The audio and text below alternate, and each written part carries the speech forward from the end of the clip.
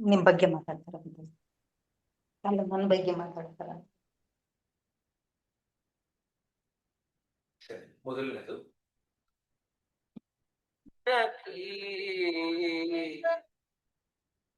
ಈ ಜಗತ್ತಿನಲ್ಲಿ ಆಧ್ಯಾತ್ಮಿಕ ಜ್ಞಾನದಷ್ಟು ಭವ್ಯವಾದ ಮತ್ತು ಪರಿಶುದ್ಧವಾದದ್ದು ಬೇರೆ ಯಾವುದೂ ಇಲ್ಲ. ಇಂತಹ ಜ್ಞಾನವು ಎಲ್ಲ ಅನುಭಾವದ ಪರಿಪಕ್ವ ಫಲ. ಭಕ್ತಿಪೂರ್ವಕ ಸೇವೆಯ ಆಚರಣೆಯಲ್ಲಿ ನಿಪುಣನಾದವನು ಕಾಲಕ್ರಮದಲ್ಲಿ ತನ್ನಲ್ಲಿಯೇ ಈ ಜ್ಞಾನವನ್ನು ಸವಿಯುವನು. ಸೊ ಇದು ಯಾಕೆ ಪ್ಲೇ ಮಾಡಿದೆ ಅಂತಂದ್ರೆ, ಈ ಶ್ಲೋಕ ಇದರಲ್ಲಿ ಭಗವಂತ ಕೃಷ್ಣ ಆಧ್ಯಾತ್ಮಿಕ ಜ್ಞಾನದ ಮಹತ್ವವನ್ನು ತಿಳಿಸ್ಕೊಡ್ತಾ ಇದ್ದಾನೆ. ಜಗತ್ತಿನಲ್ಲಿರ್ತಕ್ಕಂಥ ಎಲ್ಲ ಜ್ಞಾನದಲ್ಲಿ ಆಧ್ಯಾತ್ಮಿಕ ಜ್ಞಾನ ಅತ್ಯಂತ ಭವ್ಯವಾಗಿದ್ದು ಮತ್ತು ಪರಿಶುದ್ಧವಾಗಿದ್ದು ಅಂತ ಸರಿಸಾಗಾಟಾಗಿ ಸಾರ್ತಾ ಇದ್ದಾನೆ. ಇದಕ್ಕೆ ಸರಿಸಮನಾದದ್ದು ಯಾವುದೂ ಇಲ್ಲ ಅಂತ ಕೂಡ ಹೇಳ್ತಾ ಇದ್ದಾನೆ. ಹಾಗಾದ್ರೆ ಈ ಜ್ಞಾನ ಯಾವುದರಿಂದ ಬರುತ್ತೆ? ಇಂತಹ ಜ್ಞಾನವು ಎಲ್ಲ ಅನುಭವದ ಪರಿಪಕ್ವ ಫಲ ಅಂತ ಹೇಳ್ತಾ ಇದ್ದಾನೆ. ಜ್ಞಾನದಲ್ಲಿ 3 ಹಂತ ಉಂಟು, 3 ಸ್ತರ ಉಂಟು. ಮೊದಲನೇ ಸ್ತರದಲ್ಲಿ ನಾವು ಯಾವುದೋ ಒಂದು ವಿಷಯವನ್ನು ತಿಳ್ಕೊಳ್ತೀವಿ. ಎರಡನೇ ಸ್ತರದಲ್ಲಿ ಆ ವಿಷಯವನ್ನ ನಮ್ಮ ಜೀವನದಲ್ಲಿ ತಕ್ಕ ಮಟ್ಟಿಗೆ ಅಳವಡಿಸ್ಕೊಳ್ತೀವಿ.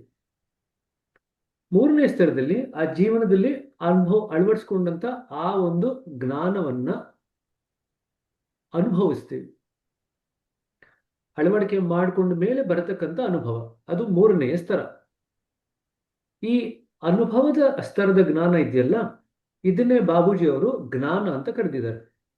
ಇದನ್ನೇ ಇಲ್ಲಿ ಭಗವಾನ್ ಕೃಷ್ಣ ಆಧ್ಯಾತ್ಮಿಕ ಜ್ಞಾನ ಅಂತ ಕರೀತಾ ಇದ್ದಾನೆ. ಏನಂತ ಹೇಳ್ತಾ ಇದ್ದಾನೆ? ಇಂತಹ ಜ್ಞಾನ ಎಲ್ಲ ಅನುಭವದ ಪರಿಪಕ್ವ ಫಲ. ಅಂದ್ರೆ ನೀವು ಏನೇನೆಲ್ಲ ತಿಳ್ಕೊಂಡು ಅದನ್ನು ಜೀವನದಲ್ಲಿ ಅಳವಡಿಸ್ಕೊಂಡು ಅದರಿಂದ ಅನುಭವ ಏನ್ ಕಲ್ತ್ಕೊಂಡು ಇರ್ತಿರೋ ಅನುಭವದ ಜ್ಞಾನ ಏನಿದೆ ಅದನ್ನ ಅವನು ಆಧ್ಯಾತ್ಮಿಕ ಜ್ಞಾನ ಅಂತ ಹೇಳ್ತಾ ಇದ್ದಾನೆ.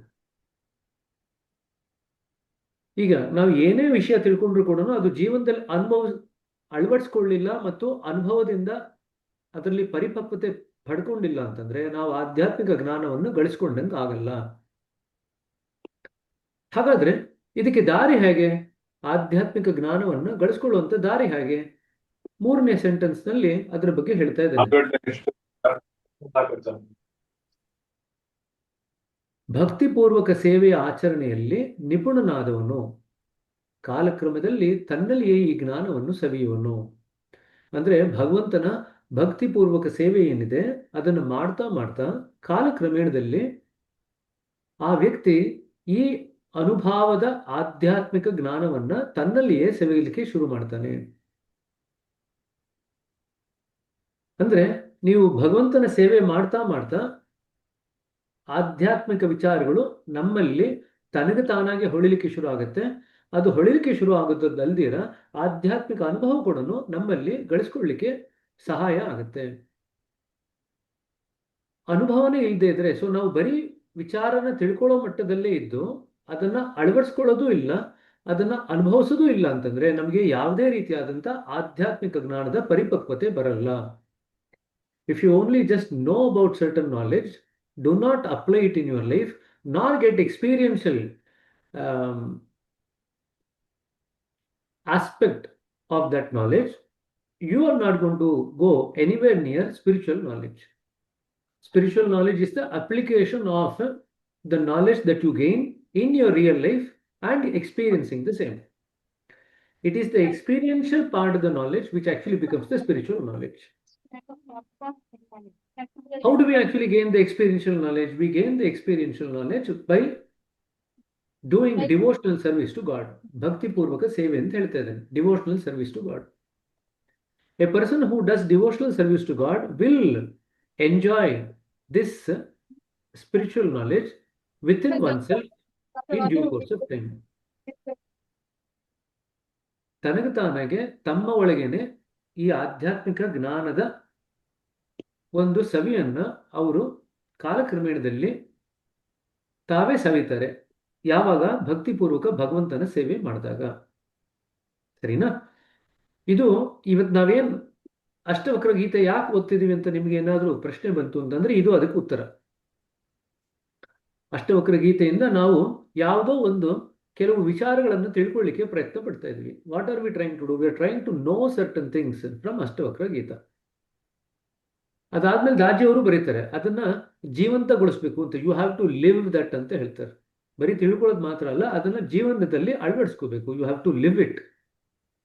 ಹಾಗಾದ್ರೆ ಬರೀ ಜೀವನದಲ್ಲಿ ಅಳವಡಿಸ್ಕೊಂಡ್ರೆ ಸಾಕಾ? ಅದರಿಂದ ಬರ್ತಕ್ಕಂಥ ಅನುಭವ ಏನಿದೆ, ಅನುಭವದಿಂದ ಪಾಠ ಕಲ್ತ್ಕೋಬೇಕು. ಅದೇ ನಿಜವಾದಂಥ ಜ್ಞಾನ ಅಂತ ಹೇಳ್ತಾರೆ.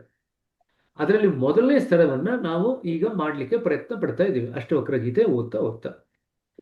ಇದು ಮೊದಲನೇ ಶ್ಲೋಕ ಓದ್ಲಿಕ್ಕೆ ಅಂತ ನಾನು ಇಷ್ಟಪಟ್ಟಿದ್ದು. ಇದರಲ್ಲಿ ಏನಾದ್ರು ಪ್ರಶ್ನೆಗಳಿದೆಯಾ ನಿಮ್ಗೆ ಯಾರಿಗಾದ್ರೂ?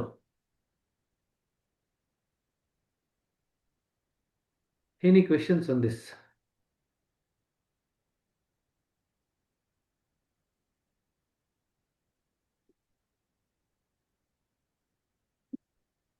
ಏನು ಪ್ರಶ್ನೆ ಇಲ್ಲ ಅಂತಂದ್ರೆ ಎರಡನೇ ಶ್ಲೋಕಕ್ಕೆ ಹೋಗೋಣ ಇವಾಗ. ಇದು 3ನೇ ಅಧ್ಯಾಯದ 19ನೇ ಶ್ಲೋಕ. ಸರಿನಾ? ಹಾಗಾದ್ರೆ ಜೀವನದಲ್ಲಿ ಕರ್ಮ ಮಾಡಬೇಕು ಅಂತಂದ್ರೆ ಯಾವ ರೀತಿ ಕರ್ಮ ಮಾಡಬೇಕು? ಯಾವ ರೀತಿ ಕರ್ಮ ಮಾಡೋದ್ರಿಂದ ನಾವು ಜೀವನದಲ್ಲಿ ಕರ್ಮ ಬಂಧನದಲ್ಲಿ ಸಿಕ್ಕಾಕೊಳ್ಳಲ್ಲ? ಭಗವಂತನ ಭಕ್ತಿ ಸೇವೆ ಮಾಡಬೇಕು ಅಂತಂದ್ರೆ ಯಾವ ರೀತಿ ಕೆಲಸ ಮಾಡಿದ್ರೆ ಅದು ಭಗವಂತನ ಭಕ್ತಿ ಸೇವೆ ಆಗತ್ತೆ? ಆ ನಿಟ್ಟಿನಲ್ಲಿ ಒಂದು ಕೊಟ್ಟಿರ್ತಕ್ಕಂಥ ಉತ್ತರ ಇದು. ಸೊ ಹಿಂದಿನ ಶ್ಲೋಕಕ್ಕೆ ಈ ಶ್ಲೋಕಕ್ಕೆ ಸಂಬಂಧ ಏನಂತಂದ್ರೆ, ಭಕ್ತಿಪೂರ್ವಕ ಸೇವೆ ಮಾಡಬೇಕು ಅಂತಂದ್ರೆ ಕರ್ಮ ಯಾವ ರೀತಿ ಮಾಡಿದ್ರೆ ಭಕ್ತಿಪೂರ್ವಕ ಸೇವೆ ಆಗತ್ತೆ, ಅದ್ರ ಬಗ್ಗೆ ಉಲ್ಲೇಖ ಮಾಡ್ತೇನೆ ಭಗವಾನ್ ಕೃಷ್ಣ. ಇದನ್ನ ಕೇಳೋಣ ಇವಾಗ. ಕರ್ಮ ಫಲದಲ್ಲಿ ಆಸಕ್ತಿ ಇಲ್ಲದೆ ಕರ್ತವ್ಯ ಎಂದು ಕರ್ಮವನ್ನು ಮಾಡಲಿ. ಅನಾಸಕ್ತ ಕರ್ಮದಿಂದ ಮನುಷ್ಯನು ಪರಮ ಪ್ರಭುವನ್ನು ಹೊಂದಬಹುದು. ಸೊ 3 ವಿಚಾರಗಳು ಹೇಳ್ತಾ ಇದ್ದೇನೆ. ಕರ್ಮ ಫಲದಲ್ಲಿ ಆಸಕ್ತಿ ಇರಬಾರದು, ಕರ್ತವ್ಯ ಅಂತ ಕರ್ಮವನ್ನು ಮಾಡಬೇಕು, ಅನಾಸಕ್ತ ಕರ್ಮದಿಂದ ಮನುಷ್ಯ ಪರಮ ಪ್ರಭುವನ್ನು ಪಡೆಯಬಹುದು. 3 ವಿಚಾರ ಹೇಳ್ತಾ ಇದ್ದೇನೆ. How to do any work in this life. ಏನೇ ಕೆಲಸ ಮಾಡಬೇಕಾದ್ರೂ, ಏನೇ ಕರ್ಮ ಮಾಡಬೇಕಾದ್ರೂ ಹೇಗೆ ನಾವು ಅದನ್ನ ಅಪ್ರೋಚ್ ಮಾಡಬೇಕು? How to approach it. You should not be excited or you should not be thinking about the fruits of the action. ಕರ್ಮ ಮಾಡ್ತಿದ್ದಾರೆ, ಕರ್ಮ ಫಲದಲ್ಲಿ ಆಸಕ್ತಿ ಇರಬಾರ್ದು. You should not be interested in the fruits of the action. You are only entitled to do the karma. Second one, you should do the karma as a duty. You should do the work as your duty. Second one. Third one, you should do it with lack of interest. ಅನಾಸಕ್ತಿ. ಆಸಕ್ತಿ ಅಂತಂದ್ರೆ ತುಂಬಾ interest ಇಟ್ಕೊಂಡು ಮಾಡೋದು. ಅನಾಸಕ್ತಿಯಿಂದ ಕರ್ಮ ನಮ್ಮ ಒಂದು duty ಅಂತ ಬಂದಾಗ, ಕರ್ತವ್ಯ ಅಂತ ಬಂದಾಗ ಅನಾಸಕ್ತಿ ತನಗೆ ತಾನಾಗೆ ಬರುತ್ತೆ. ಅನಾಸಕ್ತ ಕರ್ಮದಿಂದ ಮನುಷ್ಯ ಪರಮಪ್ರಭುವನ್ನು ಪಡೆಯಬಹುದು. You can reach the ultimate god by doing work in a manner of being duty rather than being excited or interested in it. ಇದನ್ನ 3 ವಿಚಾರ ಹೇಳ್ತಿದ್ದೇನೆ, ಹೇಗೆ ಕರ್ಮ ಮಾಡಬೇಕು ಅಂತ. ಈ ಅನಾಸಕ್ತಿ ಇದೆಯಲ್ಲ, ಇದೊಂದು ಪದ ಅಂಡರ್ಲೈನ್ ಮಾಡ್ಕೊಳ್ರಿ. ಅರ್ಥ ಆಯ್ತಾ? ಇನ್ನೊಂದು ಶ್ಲೋಕ ಪ್ಲೇ ಮಾಡ್ತೀನಿ. ಅದರಲ್ಲಿ ದೃಢವಾದ ಮನಸ್ಸು ಮತ್ತು ಅನಾಸಕ್ತಿಯ ಖಡ್ಗದಿಂದ ಅಥವಾ ನಿರಾಸಕ್ತಿಯ ಖಡ್ಗದಿಂದ ಕೆಲಸ ಮಾಡಬೇಕು ಅಂತ ಹೇಳ್ತಾರೆ. ದೃಢವಾದ ಮನಸ್ಸು, ನಿರಾಸಕ್ತಿ ಅಥವಾ ಅನಾಸಕ್ತಿ. So these are the 2 instruments given for you to approach your work. A firm mind, and second one is in terms of doing the work as a duty rather than being too interested in it. ಕರ್ತವ್ಯ ಅಂತ ಮಾಡಬೇಕು ಅಂತ ಹೇಳ್ತಾ ಇದ್ದಾನೆ. ಇದೇ 3ನೇ ಅಧ್ಯಾಯದ 27ನೇ ಶ್ಲೋಕಕ್ಕೆ ಹೋಯ್ತು ಅಂತಂದ್ರೆ ಇನ್ನೊಂದು ವಿಚಾರ ಹೇಳ್ತಾ ಇದ್ದಾನೆ ಭಗವಂತ ಕೃಷ್ಣ. ಇದು ಸಾಮಾನ್ಯವಾಗಿ ನಾವು ಯಾರು ಇದನ್ನ ಅಪ್ಲೈ ಮಾಡಲ್ಲ. ಇದು ಅಷ್ಟವಕ್ರ ಗೀತೆಯಲ್ಲಿ ಬರ್ತಕ್ಕಂಥ ಮೂಲ ತತ್ವ ಇದೆ. ಅದಕ್ಕೋಸ್ಕರ ಈ ಶ್ಲೋಕ ಪ್ಲೇ ಮಾಡ್ತಾ ಇದ್ದೀನಿ. ಮೂಲ ತತ್ವ, ಅಷ್ಟವಕ್ರದಲ್ಲಿ ಬರತಕ್ಕಂಥ ಮೂಲ ತತ್ವ ಇದು. ದಯವಿಟ್ಟು ಇದನ್ನ ನೋಟ್ ಮಾಡ್ಕೊಳ್ರಿ. ಏನದು? ಇದು 2 ಸತಿ ಬರುತ್ತೆ ಇದೇ ಶ್ಲೋಕ. 2-3 ಕಡೆ ಶ್ರೀಕೃಷ್ಣ ಇದನ್ನೇ ಹೇಳ್ತಾನೆ. ಬೇರೆ ಬೇರೆ ರೀತಿನಲ್ಲಿ ಹೇಳ್ತಾನೆ, ಬಟ್ ಇದೇ ಅರ್ಥ ಬರೋ ರೀತಿನಲ್ಲಿ ಹೇಳ್ತಾನೆ. ಏನಂತ ಕೇಳೋಣ ಅಂತ. ಕಾರ್ಯಗಳನ್ನು ವಾಸ್ತವವಾಗಿ ಪ್ರಕೃತಿಯ ತ್ರಿಗುಣಗಳೇ ಮಾಡುತ್ತವೆ. ಆದರೆ ಅಹಂಕಾರದಿಂದ ಮೂಢನಾದವನು ತಾನೇ ಕಾರ್ಯಗಳನ್ನು ಮಾಡುತ್ತೇನೆ ಎಂದು ಭಾವಿಸುತ್ತಾನೆ.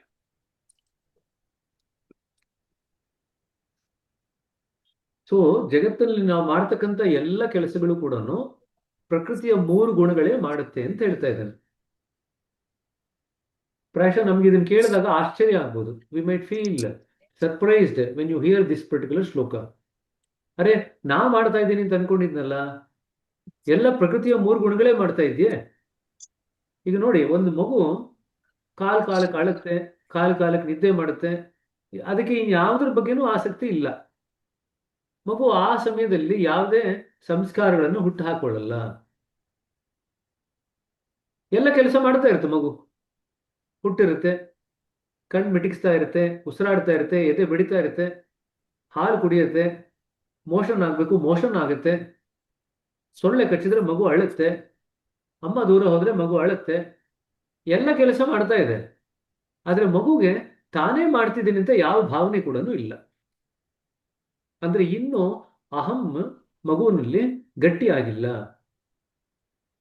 ಯಾವ ಅಹಂ ಗಟ್ಟಿಯಾಗಿರಲ್ವೋ ಮಗು ಯಾವುದೇ ಸಂಸ್ಕಾರಗಳನ್ನು ಮಾಡ್ಕೊಳ್ಳಲ್ಲ. ಅದು ಮುಂದಿನ ಚಾಪ್ಟರ್ ಅಲ್ಲಿ, ಈಗ ನೆಕ್ಸ್ಟ್ ಅಷ್ಟವಕ್ರ ಗೀತೆ ಮಾಡಬೇಕಾದ್ರೆ ಅದು ಬರುತ್ತೆ, ಯಾವ್ಯಾವುದರಿಂದ ನಾವು ಸಂಸ್ಕಾರಗಳನ್ನು ಮಾಡ್ಕೊಳ್ತೀವಿ ಅಂತ. ಆದ್ರೆ ನಾವು ಕಾಲಕ್ರಮೇಣ ಬೆಳೀತಾ ಬೆಳೀತಾ ಬೆಳೀತಾ ನಾವೇನ್ ಮಾಡ್ತಾ ಇದೀವಿ ಅಂದ್ರೆ, ಪ್ರಕೃತಿ ಮಾಡ್ತಕ್ಕಂಥ ಈ ಕಾರ್ಯಗಳನ್ನ ನಾವು ಮಾಡ್ತಾ ಇದೀವಿ ಅಂತ ನಮ್ಮ ಅಹಂಕಾರವನ್ನ ಅದಕ್ಕೆ ಲೇಪನ ಮಾಡ್ತೀವಿ. We attach our ego to the work which is being done by the Prakriti, is the nature's three gunas. ಪ್ರಕೃತಿಯ ಮೂರು ಗುಣಗಳೇ ಎಲ್ಲ ಕಾರ್ಯಗಳನ್ನು ಮಾಡ್ತಾ ಇದೆ. ಆದ್ರೆ ಮೂಢನಾದವನು, ಅಂದ್ರೆ one who is ignorant, he thinks that because of ego they think that they are the one who is doing the job, while that work actually is being done by the nature's three gunas itself. ಈ ತತ್ವ ಏನಿದೆಯಲ್ಲ, ಅದು ಹುಟ್ಟಿದಾಗಿನಿಂದ ಹಿಡಿದು ಸಾಯೋವರೆಗೂ ಕೂಡ ಈ ತತ್ವ ವ್ಯತ್ಯಾಸ ಆಗಲ್ಲ. ಮಗುವಿನಲ್ಲಿ ಪ್ರಕೃತಿಯ ಮೂರು ಗುಣಗಳೇ ಕೆಲಸ ಮಾಡ್ತಾ ಇದೆ. ವಯಸ್ಸಾಯ್ತು ಅಂತ ಇಟ್ಕೊಳ್ರಿ, ತುಂಬಾ ಜನಕ್ಕೆ ವಯಸ್ಸಾದ್ಮೇಲೆ ಕೆಲವು ಕಾಯಿಲೆಗಳು ಬರುತ್ತೆ. ಕೆಲವು ಕಾಯಿಲೆಗಳು ಬಂದಾಗ ಮಗುವಿನ ತರ ಎಲ್ಲಂದ್ರಲ್ಲಿ ಅವರೇ ಟಾಯ್ಲೆಟ್ ಮಾಡ್ಕೊಂಡ್ಬಿಡ್ತಾರೆ, ಬಟ್ಟೆ ಹಾಕೊಳ್ಳಿಕ್ ಗೊತ್ತಾಗಲ್ಲ, ಹಲ್ಲು ಉಜ್ಕೊಳ್ಳಿಕ್ ಗೊತ್ತಾಗಲ್ಲ. ಆವಾಗಲೂ ಕೂಡ ಪ್ರಕೃತಿಯ ಮೂರು ಗುಣಗಳೇ ಏನೋ ಕೆಲಸಗಳು ಮಾಡ್ತಾ ಇದೆ. ನೋಡ್ರಿ, ಜೀವನದ ಮೊದಲ ಭಾಗದಲ್ಲಿ, ಜೀವನದ ಕಡೆಯ ಭಾಗದಲ್ಲಿ ಪ್ರಕೃತಿಯ ಮೂರು ಗುಣಗಳೇ ಮಾಡ್ತಾ ಇದೆ. ಯಾಕೆ ಇಲ್ಲೇ ಟಾಯ್ಲೆಟ್ ಮಾಡ್ಕೊಂಡ್ರಿ ಅಂತ ಯಾರನ್ನು ವಯಸ್ಸಾದವ್ರನ್ನ ಕೇಳ್ಕೊಳ್ತು ಅಂತಂದ್ರೆ ನಂಗೆ ಗೊತ್ತಾಗ್ಲಿಲ್ಲ ಅಂತ ಹೇಳ್ತಾರೆ. ಹಾಗಾದ್ರೆ ಅವರು ಮಾಡ್ಕೋಬೇಕು ಅಂತ ಮಾಡಿದ್ದಲ್ಲ, ಪ್ರಕೃತಿಯ ಮೂರು ಗುಣಗಳೇ ಮಾಡ್ತಾ ಇದೆ. ಸೊ ಜೀವನದ ಮೊದಲ ಭಾಗ, ಕಡೆಯ ಭಾಗ ಎರಡು ಒಂದೇ ತರ ಇರುತ್ತೆ. ಪ್ರಕೃತಿಯ ಮೂರು ಗುಣಗಳೇ ಎಲ್ಲ ಕೆಲಸವನ್ನು ಮಾಡುತ್ತೆ. ನಾವು ಅದಕ್ಕೆ ನಮ್ಮ ಅಹಮ್ಮ ಲೇಪನ ಮಾಡಲ್ಲ. We don't actually attach our ego to these activities of the nature's three gunas at the start of our life or the end of the life. In between, we attach the ego to the work which is actually being done by the nature's three gunas.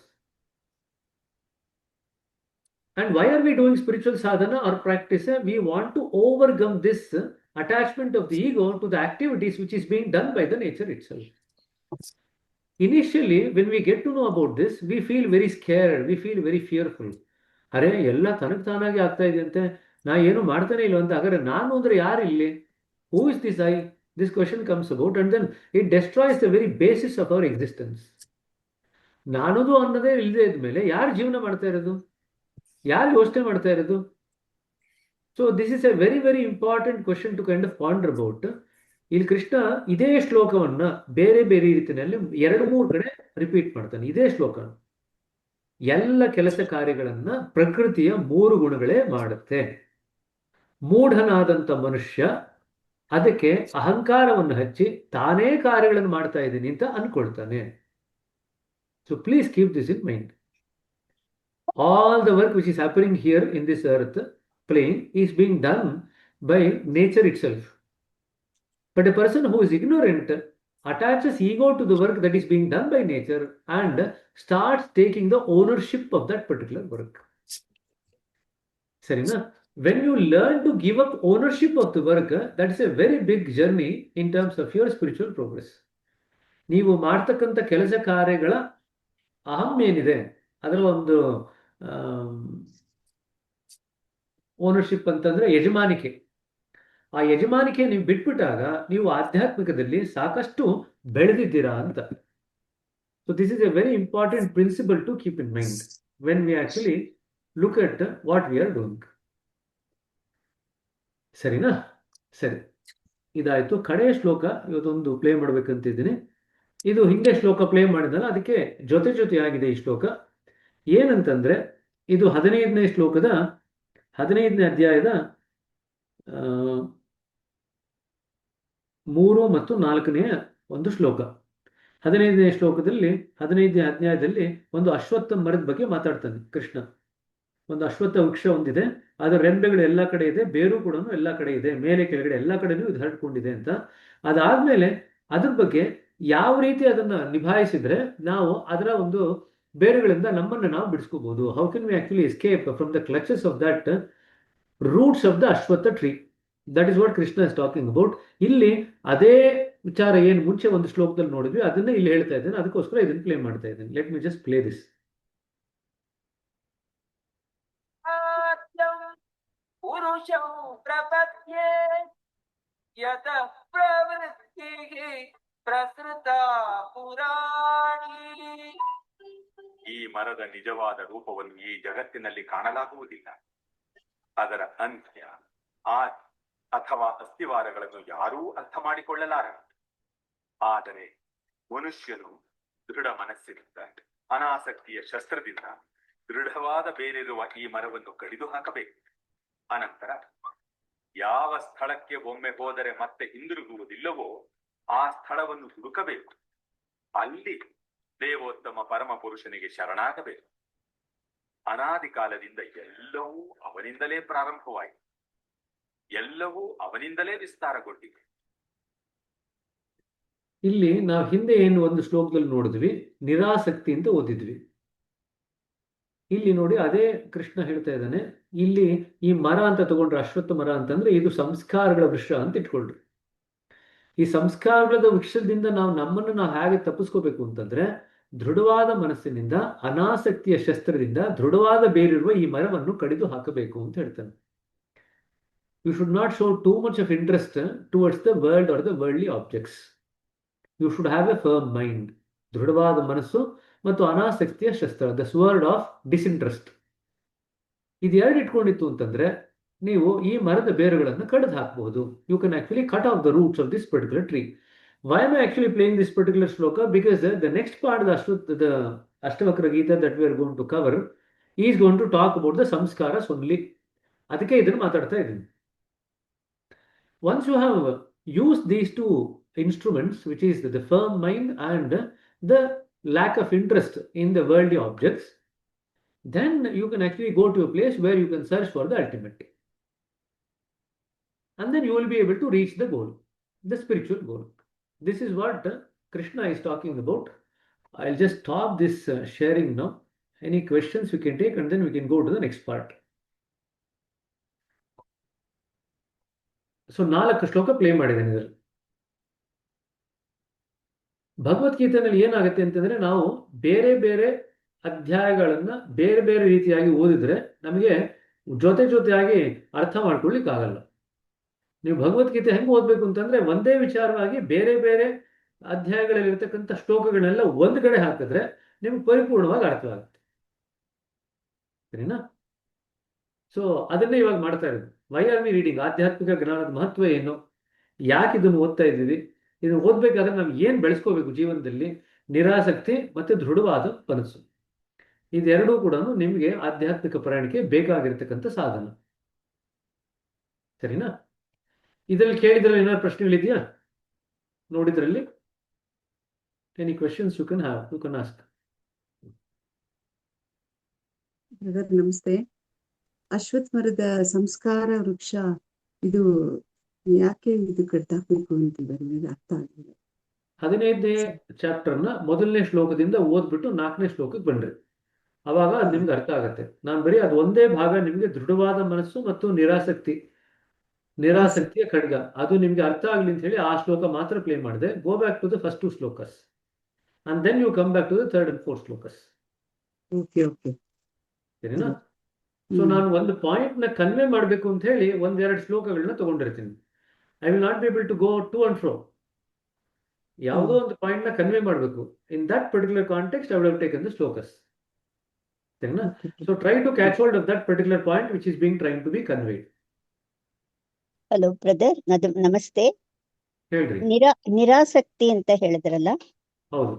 ನಿರಾಸಕ್ತಿ ಅಂದ್ರೆ ಕೆಲಸ ಮಾಡುವಾಗ ಅದರಲ್ಲಿ ಆಸಕ್ತಿಯನ್ನೇ ಬಿಟ್ಟು ಮಾಡದ ಅಥವಾ attachment ಬಿಟ್ಟು ಮಾಡದ? Attachment ಬಿಟ್ಟು ಮಾಡೋದು. ಅಟ್ಯಾಚ್ಮೆಂಟ್ ಐಡೆಂಟಿಫಿಕೇಶನ್, ಅಂದ್ರೆ identifying that I am doing the work. ಕೆಲಸ ಮಾಡಬೇಕು, ಮಾಡೋದ್ರಲ್ಲಿ ಶ್ರದ್ಧೆ ಎಲ್ಲವೂ ಇರಬೇಕು, ಆದ್ರೆ ಅಟ್ಯಾಚ್ಮೆಂಟ್ ಬೇಡ. ಹೌದಾ? ಇದಕ್ಕೊಂದು ಒಳ್ಳೆ ಉದಾಹರಣೆ ಕೊಡ್ತಾರೆ. ಪ್ರಾಯಶಃ ನೀವೆಲ್ಲ ಕೇಳಿದಿರಲ್ಲ ಗೊತ್ತಿಲ್ಲ. I just quote that example. ಹಳೆ ಕಾಲದಲ್ಲಿ ತುಂಬಾ ಜನ ಸಾಹುಕಾರ ಮನೆಯಲ್ಲಿ ಮಕ್ಕಳಿರೋದು. ಮಕ್ಕಳು ನೋಡ್ಕೊಳ್ಳಿಕ್ಕೆ ಮನೆಯಲ್ಲಿ ಒಂದು ಆಯ ಅಂತ ನೇಮಕ ಮಾಡ್ಕೊಳ್ಳೋರು. ಆಯ ಆ ಮನೆಯಲ್ಲೇ ಜೀವನ ಮಾಡೋರು. ಬಾಬೂಜಿ ಅವ್ರ ಮನೇಲಿ ಒಬ್ಬರಿದ್ರು. ಬಾಬೂಜಿ ಅವ್ರ ಮನೇಲಿ ಅವ್ರ ಹೆಸರು ನಂಗೆ ಮರ್ತೋಗಿದೆ. ಅವರು ಸಣ್ಣ ವಯಸ್ಸಿಂದ ಬಾಬೂಜಿ ಬೆಳೆದಿದ್ದನ್ನು ನೋಡಿದ್ರು. ಎಷ್ಟೋ ಸತಿ ಬಾಬೂಜಿ ಅವ್ರ ಮನೆಗೆ ಅಭ್ಯಾಸಕ್ಕೆ ಅಂತ ಬೇರೆ ಅಭ್ಯಾಸಕ್ಕೆ ಹೋಗ್ಬೇಕಾದ್ರೆ ಈ ಮನೆ ಕೆಲಸಗಾರ್ತಿ ಇದ್ಲಲ್ಲ, ಅವಳು ಬಾಬೂಜಿಯವ್ರನ್ನ ಬೈತಾರವಳು ಎಲ್ರ ಮುಂದೆ. ಇವರೆಲ್ರಿಗೂ ಆಶ್ಚರ್ಯ. ನಾವು ನೋಡಿದ್ರೆ ಬಾಬೂಜಿಗಳನ್ನ ಗುರುಗಳು ಅಂತ ಅನ್ಕೊಂಡು ಇವ್ರ ಮನೆಗೆ ಬಂದ್ರೆ ಇವ್ರ ಮನೆ ಕೆಲಸದವಳೆ ಇವ್ರನ್ನ ಬೈತಾ ಇದಾರಲ್ಲ ಈ ತರ ಅಂತ. ಸರಿನಾ? ಇದು ಯಾಕೆ ಹೇಳಿದೆ ಅಂತಂದ್ರೆ, ಇದು ರಾಮಕೃಷ್ಣ ಪರಮಹಂಸರು ಇನ್ನೊಂದು ಸ್ವಲ್ಪ ಭಿನ್ನವಾದಂಥ ದೃಷ್ಟಿನಲ್ಲಿ ಇದೇ ಉದಾಹರಣೆ ಕೊಡ್ತಾರೆ. ಏನು ಉದಾಹರಣೆ ಕೊಡ್ತಾರೆ ಅಂತಂದ್ರೆ, ಮನೆಯಲ್ಲಿ ಇರ್ತಕ್ಕಂಥ ಆ ಕೆಲಸಗಾರನ ಇರ್ತಾಳಲ್ಲ, ಅವಳು ಯಜಮಾನರ ಮಕ್ಕಳನ್ನ ನೋಡ್ಕೋಬೇಕು. ಯಜಮಾನರ ಮಕ್ಕಳನ್ನ ತನ್ನ ಮಕ್ಕಳಂತಾನೇ ನೋಡ್ಕೊಳ್ತಾಳೆ. ಅವಳು ಇದು ಯಜಮಾನರ ಮಕ್ಕಳು ಅಂತ ನೋಡ್ಕೊಳ್ಳಲ್ಲ. ತನ್ನ ಮಗುವಿನ ತರನೇ ಪ್ರೀತಿ ಮಾಡ್ತಾಳೆ, ತನ್ನ ಮಗುವಿನ ತರನೇ ಮುದ್ದು ಮಾಡ್ತಾಳೆ, ತನ್ನ ಮಗುವಿನ ತರನೇ ಬೈತಾಳೆ, ತನ್ನ ಮಗು ತರನೇ ಬೆಳೆಸ್ತಾಳೆ. ಆದರೆ ಹೃದಯದ ಅಂತರ್ಯದಲ್ಲಿ ಅವಳಿಗೆ ಯಾವಾಗಲೂ ಗೊತ್ತಿರುತ್ತೆ ಇದು ತನ್ನ ಮಗು ಅಲ್ಲ. ಕರೆಕ್ಟಾ? ಈ ಉದಾಹರಣೆ ಇದೆಯಲ್ಲ, ಅದೇ ಸರಿ. ಈ ಉದಾಹರಣೆ ಇದೆಯಲ್ಲ, ಈ ಉದಾಹರಣೆಯನ್ನು ಮನಸ್ಸಿನ ಸ್ಪಷ್ಟವಾಗಿ ಇಟ್ಕೊಂತು ಅಂತಂದ್ರೆ ಎಲ್ಲ ಕೆಲಸ ಕೂಡ ನಾವು ಮಾಡಬೇಕಾದ್ರೆ ಭಗವಂತನಿಗೋಸ್ಕರ ಮಾಡ್ತಾ ಇದ್ದೀನಿ, ಹಾಗೆ ಭಗವಂತನಿಗೋಸ್ಕರ ಮಾಡ್ತಿರೋದ್ರಿಂದ ನಾನು ಅರ್ಧಂಬರ್ಧ ಮನಸ್ಸಿಟ್ಕೊಂಡು ಮಾಡ್ತೀನಿ ಅಂತ ಮಾಡ್ಲಿಕ್ಕೆ ಆಗಲ್ಲ. ಇನ್ಫ್ಯಾಕ್ಟ್ ನಾವು ಎಷ್ಟೋ ಸತಿ ನಮ್ಮ ಮನೇಲಿ ಅಡಿಗೆ ಮಾಡ್ತೀವಿ ಅಂತ ಇಟ್ಕೊಳ್ರಿ. ನಿಮ್ಮ ಮನೇಲಿ ಅಡಿಗೆ ಮಾಡ್ತೀರಾ, ನಿಮ್ಮ ಮನೇಲಿ ಅಡಿಗೆ ಚೆನ್ನಾಗಿದ್ದಾಗ ನೀವು ಬೇರೆಯವ್ರು ಕೊಡ್ತೀರಾ? ನಿಮ್ಮ ಮನೇಲಿ ಅಡಿಗೆ ಕೆಟ್ಟೋದಾಗ ಬೇರೆಯವ್ರು ಕೊಡ್ತೀರಾ? ಯಾವ ಕೊಡ್ತೀರಿ? ಚೆನ್ನಾಗಿದ್ದಾಗ. ಅಡಿಗೆ ಚೆನ್ನಾಗಿದ್ದಾಗಲೇ ಕೊಡೋದು. ಅಂದ್ರೆ ನೋಡ್ರಿ, ಏನೇ ಕೆಟ್ಟ ಹೋದ್ರೂ ಕೂಡ ಅದನ್ನ we try to actually manage it ourselves. ನಾವೇ ಅದನ್ನ ನಿಭಾಯಿಸ್ಲಿಕ್ಕೆ ನೋಡ್ತೀವಿ. ಅದೇ ಚೆನ್ನಾಗಿತ್ತು ಅಂತಂದ್ರೆ ಅದನ್ನ ಬೇರೆಯವ್ರು ಕೊಡ್ಲಿಕ್ಕೆ ಪ್ರಯತ್ನ ಪಡ್ತೀವಿ. ದಾಟ್ ಶುಡ್ ಬಿ ದ ಅಪ್ರೋಚ್. ಸರಿನಾ? ಭಗವಂತನ ಕೆಲಸ ಮಾಡ್ಬೇಕಾದ್ರೆ ನಮ್ಮ ಶಕ್ತಿ ಮೀರಿ ಕೆಲಸ ಮಾಡ್ಬೇಕು. ನಾವೇ ಕೆಲಸ ಮಾಡ್ಕೊಂಡ್ರೆ ಅರ್ಧಂಬರ್ಧ ಕೆಲಸ ಮಾಡಿದ್ರೆ ನಡೆಯುತ್ತೆ ಅಂತ ಹೇಳ್ಕೊಳ್ತೀವಲ್ಲ, ಆ ರೀತಿ ಆಗಲ್ಲ. ಭಗವಂತನ ಕೆಲಸ ಮಾಡ್ಬೇಕಾದ್ರೆ ನಮ್ಮ ಶಕ್ತಿ ಮೀರಿ ಪ್ರಯತ್ನ ಪಡ್ಬೇಕು. ಪೂರ್ಣ ಮನಸ್ಸಿರ್ಬೇಕು ಅದರಲ್ಲಿ. ಹೌದು ಬ್ರದರ್, ಥ್ಯಾಂಕ್ ಯು. ಸೊ ಶಕ್ತಿ ಮೀರಿ ಪ್ರಯತ್ನ ಪಟ್ಟು ಕೆಲಸ ಹೀಗೆ ಆಗ್ಬೇಕು, ಹಾಗೆ ಆಗ್ಬೇಕು, ಅದರ ಲಾಭ ಎಲ್ಲ ನನಗೆ ಬರಬೇಕು ಅಂತ ಕರ್ಮ ಫಲದ ಆಸೆ ಇಲ್ಲದೀರ ಅದನ್ನ ಕರ್ತವ್ಯ ಅಂತ ತಿಳ್ಕೊಂಡು ಮಾಡಬೇಕು. ಸಾಮಾನ್ಯವಾಗಿ ಏನಾಗುತ್ತೆ ಅಂತಂದ್ರೆ, ಕೆಲಸದಲ್ಲಿ ನಾವು ಪರಿಪೂರ್ಣವಾಗಿ ನಮ್ಮನ್ನು ನಾವು ತೊಡಗಿಸ್ಕೊಂಡಾಗ ಆ ಕರ್ಮ ಫಲದಲ್ಲಿ ಆಸಕ್ತಿ ಹುಟ್ಟುಬಿಡುತ್ತೆ. ಈಗ ಭಗವಂತನಿಗೋಸ್ಕರ ಕೆಲಸ ಮಾಡ್ತೀನಿ ಅಂದ್ರೆ ಆ ಕೆಲಸದ ಫಲ ಯಾರಿಗೆ ಹೋಗ್ಬೇಕು? ಅವನಿಗೆ ಹೋಗ್ಬೇಕು. ಯಾವಾಗ ಆ ಮನೋಭಾವ ಇರುತ್ತೋ ಆ ಕೆಲಸದ ಫಲ ಅವನಿಗೆ ಹೋಗ್ಬೇಕು ಅಂತ, ಆಗ ಅದ್ರ ಮೇಲೆ ನಾವು ನಮ್ಮ ಒಡೆತನ ಸಾಧನೆ ಮಾಡಲ್ಲ, ಯಜಮಾನಿಕೆ ಸಾಧನೆ ಮಾಡಲ್ಲ. ಇದು ನಾನು ಮಾಡಿದ ಕೆಲಸ, ಇದು ನನಗೆ ಬರಬೇಕು ಅಂತ ನಾವು ಸಾಧನೆ ಮಾಡ್ಲಿಕ್ಕೆ ಹೋಗಲ್ಲ. ಆಗ ನಾವು ಕರ್ಮ ಬಂಧನದಲ್ಲಿ ಸಿಕ್ಕಾಕೊಳ್ಳಲ್ಲ. ಇದನ್ನೇ ಭಗವಂತ ಕೃಷ್ಣ ಹೇಳ್ತಿರೋದು. ಅಂದ್ರೆ ನೀವು ಭಗವಂತನಿಗೋಸ್ಕರ ಎಷ್ಟೋ ಸತಿ ನಾವು ಅನ್ಕೊಳ್ತೀವಿ ನಮಗೋಸ್ಕರ ಮಾಡೋದು ಅಂತಂದ್ರೆ ಚೆನ್ನಾಗಿ ಮಾಡ್ತೀವಿ, ಬೇರೆಯವ್ರಿಗೋಸ್ಕರ ಮಾಡೋದು ಅಂತಂದ್ರೆ ಅರ್ಧಂಬರ್ಧ ಮಾಡಿದ್ರಾಯ್ತು. This is what the example we usually use, no? Many times we think about this. That if it's going to be for me, I'll try to do my excel in that work. But if it's going to be for somebody else, let me just do the work and then finish it off. I will not worry too much about the excellence of the work. So ಈ ಮನೋಭಾವ ಇರಬಾರ್ದು. ಯಾವುದೇ ಕೆಲಸ ಮಾಡಿದ್ರು ಕೂಡ ಭಗವಂತನ ಸೇವೆ ಅಂತ ಅನ್ಕೊಂಡು, ಕರ್ತವ್ಯ ಅಂತ ಅನ್ಕೊಂಡು ಮಾಡಿದಾಗ ಏನಾಗುತ್ತೆ, ನಾವು ಕರ್ಮ ಬಂಧನದಲ್ಲಿ ಸಿಕ್ಕಾಕೊಳ್ಳಲ್ಲ. ಕರ್ಮದ ಬಗ್ಗೆ ಸಾಕಷ್ಟು ಅಧ್ಯಾಯಗಳಲ್ಲಿ ಕೃಷ್ಣ ಉಲ್ಲೇಖ ಮಾಡ್ತಾ ಹೋಗ್ತಾನೆ, ಅದರದ್ದು ವಿವರಣೆ ಕೊಡ್ತಾ ಹೋಗ್ತಾನೆ. ಯಾರಾದ್ರೂ ಭಗವದ್ಗೀತೆ ನೋಡಿದಾಗ ಬರೀ ಕರ್ಮ ಅನ್ನೋ ಒಂದೇ ಟಾಪಿಕ್ ತಗೊಂಡು ನಾವು ಕರ್ಮಯೋಗ ಕರ್ಮ ಸನ್ಯಾಸ ಯೋಗ ಅಂತ ಎರಡೇ ಓದ್ತೀವಿ ಕರ್ಮ ಅಂತ ಹೇಳಿದಾಗ, ಬಟ್ ಕರ್ಮದ ಬಗ್ಗೆ ಹಲವಾರು ಅಧ್ಯಾಯಗಳಲ್ಲಿ ಕೃಷ್ಣ ಹೇಳ್ತಾ ಹೋಗ್ತಾನೆ. ದಯವಿಟ್ಟು ಅದ್ರ ಕಡೆಗೆ ಗಮನ ಕೊಡ್ಲಿಕ್ಕೆ ಶುರು ಮಾಡ್ರಿ, ಸರಿನಾ? When you read Bhagavad Gita, take a topic and then according to that topic go on accumulating all the things that is given about that topic. Then you will actually get a very comprehensive format of that particular topic. ಸರಿನಾ? ಇಲ್ಲದೆ ತುಂಬಾ ಜನ ಕರ್ಮಯೋಗ ಅಂತ ಓದಿದಾಗ, ಕರ್ಮ ಅಂತ ಕೇಳಿದಾಗ ಕರ್ಮಯೋಗ ಓದ್ತಾರೆ, ಕರ್ಮ ಸನ್ಯಾಸ ಯೋಗ ಓದ್ತಾರೆ, ಅಲ್ಲಿ ಮುಗಿದೋಗುತ್ತೆ. ಬಟ್ ಕರ್ಮಯೋಗದ ಬಗ್ಗೆ ಹಲವಾರು ಕಡೆ ಉಲ್ಲೇಖ ಮಾಡಿದ್ದಾನೆ, ಸರಿನಾ? I am just giving U an example.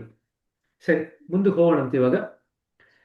ಸರಿ, ಅಷ್ಟವಕ್ರಂದು ಕತೆ ಹೇಳ್ತೀನಿ ಅಂತ ಹೇಳಿದ್ದೆ. ಮುಂದಿನ ಭಾಗ ಅಷ್ಟವಕ್ರದ ಕತೆ. ಮುಂದಿನ ಭಾಗ ಅಷ್ಟವಕ್ರಂದ ಕತೆ. ಅಷ್ಟವಕ್ರ ಈಗ ಜನಕನ ಆಸ್ಥಾನದಲ್ಲಿ ಗೆದ್ದು ಬಂದಿದ್ದಾಯ್ತು. ಗೆದ್ದು ಬಂದ ಮೇಲೆ ಮನೆಗೆ ಬರ್ತಾನೆ, ಅಪ್ಪ ಅಮ್ಮನ ಜೊತೆ ಬೆಳಿತಾನೆ. ಅಪ್ಪ ಅಮ್ಮನ ಜೊತೆ ಬೆಳೆದಾದ್ಮೇಲೆ ವಯಸ್ಸಿಗೆ ಬರ್ತಾನೆ. ವಯಸ್ಸಿಗೆ ಬಂದಾಗ ಮದುವೆ ಮಾಡ್ಬೇಕಲ್ಲ. ಮದುವೆ ಮಾಡ್ಬೇಕಾದ್ರೆ ಅವನಿಗೆ ಒಂದು ಹೆಣ್ಣು ಗೊತ್ತಾಗತ್ತೆ, ಸುಪ್ರಭಾ ಅಂತ ಅವಳ ಹೆಸರು. ಸುಪ್ರಭಾನ ಮದುವೆ ಆಗ್ಬೇಕು. ಸುಪ್ರಭಾನವಳು ವದನ್ಯ ಅಂತ ಒಂದು ಋಷಿಯನ ಮಗಳು, ಸರಿನಾ? ಆದ್ರೆ ಸುಪ್ರಭಾನ ಮದುವೆ ಆಗ್ಬೇಕು ಅಂತ ಅಷ್ಟವಕ್ರ ವದನ್ಯನ ಕೇಳಲಿಕ್ಕೆ ಹೋದಾಗ ವದನ್ಯ ಒಂದು ಷರತ್ತನ್ನು ಹಾಕ್ತಾನೆ. ಏನಂತ ಷರತ್ತು ಹಾಕ್ತಾನೆ? ನಾನು ಹಾಕಿದಂತ ಷರತ್ತನ್ನು ನೀನು ನಿಭಾಯಿಸಿದ್ರೆ ಮಾತ್ರ ನನ್ನ ಮಗಳನ್ನ ನಿನಗೆ ಕೊಡ್ತೀನಿ, ಇಲ್ದ್ರೆ ಕೊಡಲ್ಲ ಅಂತ ಹೇಳ್ತಾನೆ. ಒಂದು ಷರತ್ತು ಏನಪ್ಪಾ ಅಂತಂದ್ರೆ, ನೀನು ಉತ್ತರಕ್ಕೆ ಹೋಗು. ಉತ್ತರ ದಿಕ್ಕಿನಲ್ಲಿ ಹೋದಾಗ ಶಿವ ಪಾರ್ವತಿಯರು ಸಿಗ್ತಾರೆ.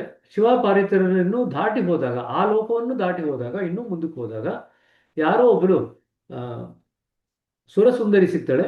ಅವಳನ್ನ ಮಾತಾಡ್ಸ್ಕೊಂಡು ನೀವು ವಾಪಸ್ ಬಾ, ಅವಾಗ ನಾನು ನಿನಗೆ ನನ್ನ ಮಗಳನ್ನ ಕೊಡ್ತೀನಿ ಅಂತ ಹೇಳ್ತಾನೆ. ಆಯ್ತು ಅಂತ ಇವನು ಒಪ್ಕೊಂಡು ಹೋಗ್ತಾನೆ.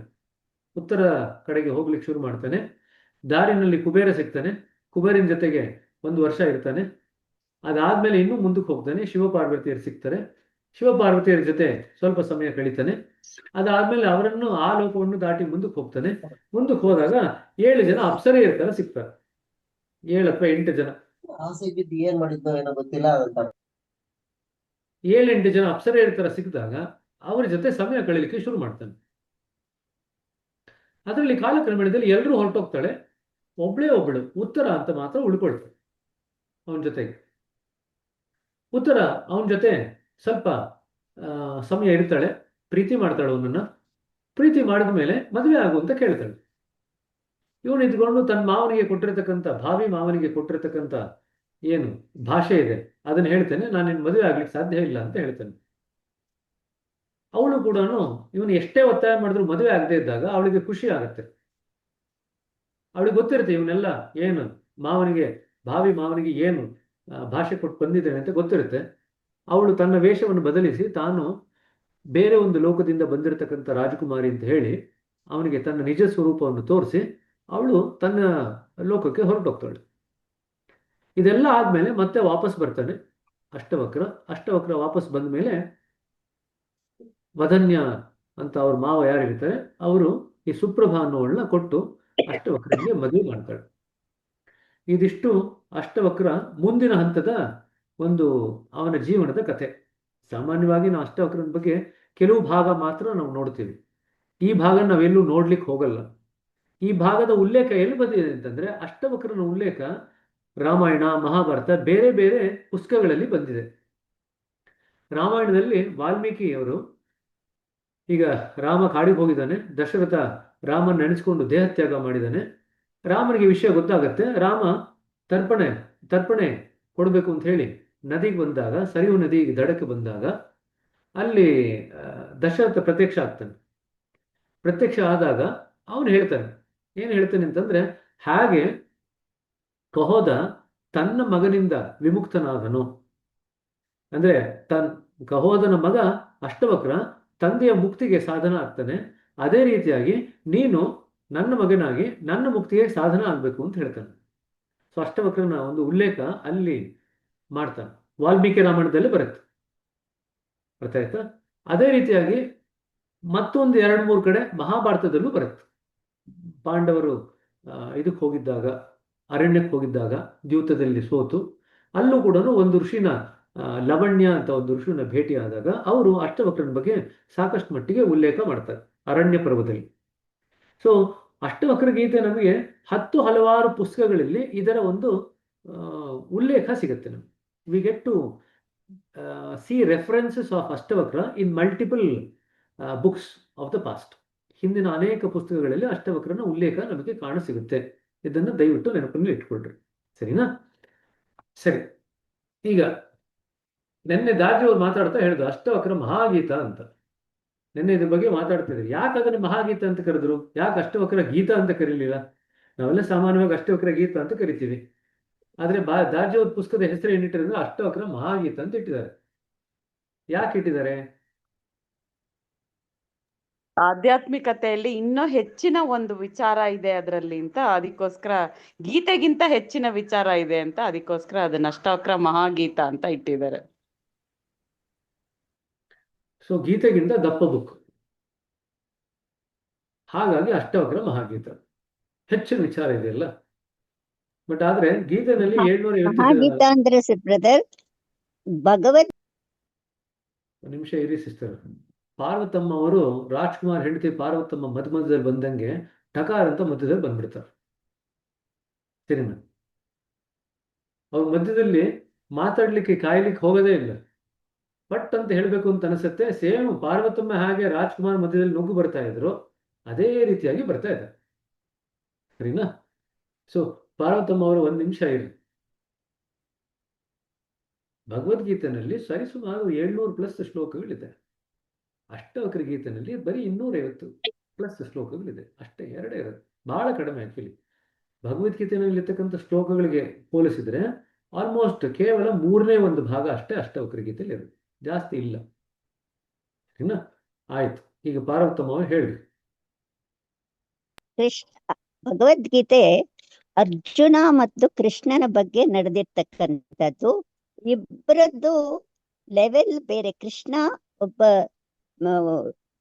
ಏನು ಟೀಚರು ಮತ್ತೆ ಶಿಷ್ಯ, ಆ ರೀತಿ ಬರುತ್ತೆ. ಆದ್ರೆ ಇಲ್ಲಿ ಜನಕ ಮತ್ತೆ ಅಷ್ಟಾವಕ್ರ ಇಬ್ರು ಒಂದು ಸಮಾನ ಸ್ಥಿತಿನಲ್ಲಿರ್ತಕ್ಕಂಥವ್ರು, ಮನೋಸ್ಥಿತಿನಲ್ಲಿ. ಅವರಿಬ್ರು ಇಬ್ಬರ ಒಂದು ಪ್ರಜ್ಞಾ ಸ್ಥಿತಿ ಕೂಡ ಬಹಳ ಉತ್ತಮವಾದಂತ ಸ್ಥಿತಿ ಇದ್ದದ್ದು. ಅದರಿಂದ ಇದು ಭಗವದ್ಗೀತೆಗಿಂತ ಉತ್ತಮವಾದ ಒಂದು ಸ್ಥಿತಿನಲ್ಲಿ, ಪ್ರಜ್ಞೆಯ ಮಟ್ಟದಲ್ಲಿ ಅವರು ಮಾತಾಡ್ತಾ ಇದ್ದದ್ರಿಂದ ಇದನ್ನ ಮಹಾಗೀತ ಅಂತ ಕರೆದಿದ್ದಾರೆ ಅಂತ ಅನ್ಸುತ್ತೆ ಬ್ರದರ್. ಹ್ಯೂಮನ್ ಕ್ವಾಲಿಟೀಸ್ ಇರ್ತಾರೆ, ಡಿವೈನ್ ಕೂತ್ಕೊಂಡ್ರಿ. ಸೊ ಅವ್ರ ಪ್ರಕಾರ ಪ್ರಜ್ಞೆ ಸ್ವಲ್ಪ ಮಟ್ಟಿಗೆ ಉನ್ನತ ಸ್ತರದಲ್ಲಿದೆ. ಹಾಗಾಗಿ ಅವರ ನಡುವೆ ನಡೀತಿರ್ತಕ್ಕಂಥ ಸಂಭಾಷಣೆ ಉನ್ನತ ಸ್ತರದ ಸಂಭಾಷಣೆ. ಹಾಗಾದ್ರೆ ಅಷ್ಟವಕ್ರ ಮಹಾಗೀತೆ ಅನ್ನೋದು ಜನಸಾಮಾನ್ಯರಿಗೆ ಬೇಡವಾ?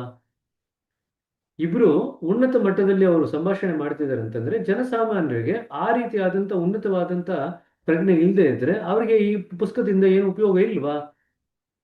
ಇದು ನಮಗೆ ಹೇಳ್ತಕ್ಕಂಥ ಪ್ರಶ್ನೆ. ಭಗವದ್ಗೀತೆ ಎಲ್ಲಾ ರೀತಿಯಾದಂಥ ಪ್ರಜ್ಞೆಯ ಸ್ತರದ ವ್ಯಕ್ತಿಗಳಿಗೆ ಅದು ಅನ್ವಯ ಆದ್ರೆ ಈ ಅಷ್ಟವಕ್ರ ಗೀತೆ ಬರೀ ಉನ್ನತ ಸ್ತರದ ಪ್ರಜ್ಞೆ ಇರಿದವ್ರಿಗೆ ಮಾತ್ರ ಅನ್ವಯ ಆಗತ್ತಾ? ಇಲ್ವಾ? ಹಾಗಾಗಿ ಕೆಳಗಿನ ಎಲ್ಲರಿಗೂ ಆಗತ್ತೆ. ನಿಮ್ಮ ಉತ್ತರವನ್ನ ನೀವೇ ಕಾಂಟ್ರಡಿಕ್ಟ್ ಮಾಡ್ತಾ ಇದ್ದೀರಾ. ಎಲ್ಲರೂ ಕೂಡ ಜನಕ ಅಥವಾ ಅಷ್ಟವಕ್ರನ ಸ್ತರದ ಪ್ರಜ್ಞೆಯಲ್ಲಿ ಇರ್ಲಿಕ್ಕೆ ಸಾಧ್ಯವಿಲ್ಲ ಅಲ್ವಾ? ಸೊ ಬ್ರದರ್, ಸ್ವಲ್ಪ ಪ್ರಜ್ಞೆ ವಿಸ್ತಾರ ಆದಂತವ್ರಿಗೆ ತುಂಬಾ ಉಪಯೋಗ ಆಗುತ್ತೆ ಬ್ರದರ್. ಸೊ ಇದ್ರ ಬಗ್ಗೆ ಸ್ವಲ್ಪ ಮಟ್ಟಿಗೆ ಯೋಚನೆ ಮಾಡ್ರಿ. When does the Ashtavakra Gita come into your life? ಇದಕ್ಕೆ ಬೇಕಾಗಿರ್ತಕ್ಕಂಥ ಮೂಲ ಗುಣ ಅಂತಂದ್ರೆ ವಿವೇಚನಾ ಶಕ್ತಿ ಇರಬೇಕು, ಬೆಳೆದಿರ್ಬೇಕು.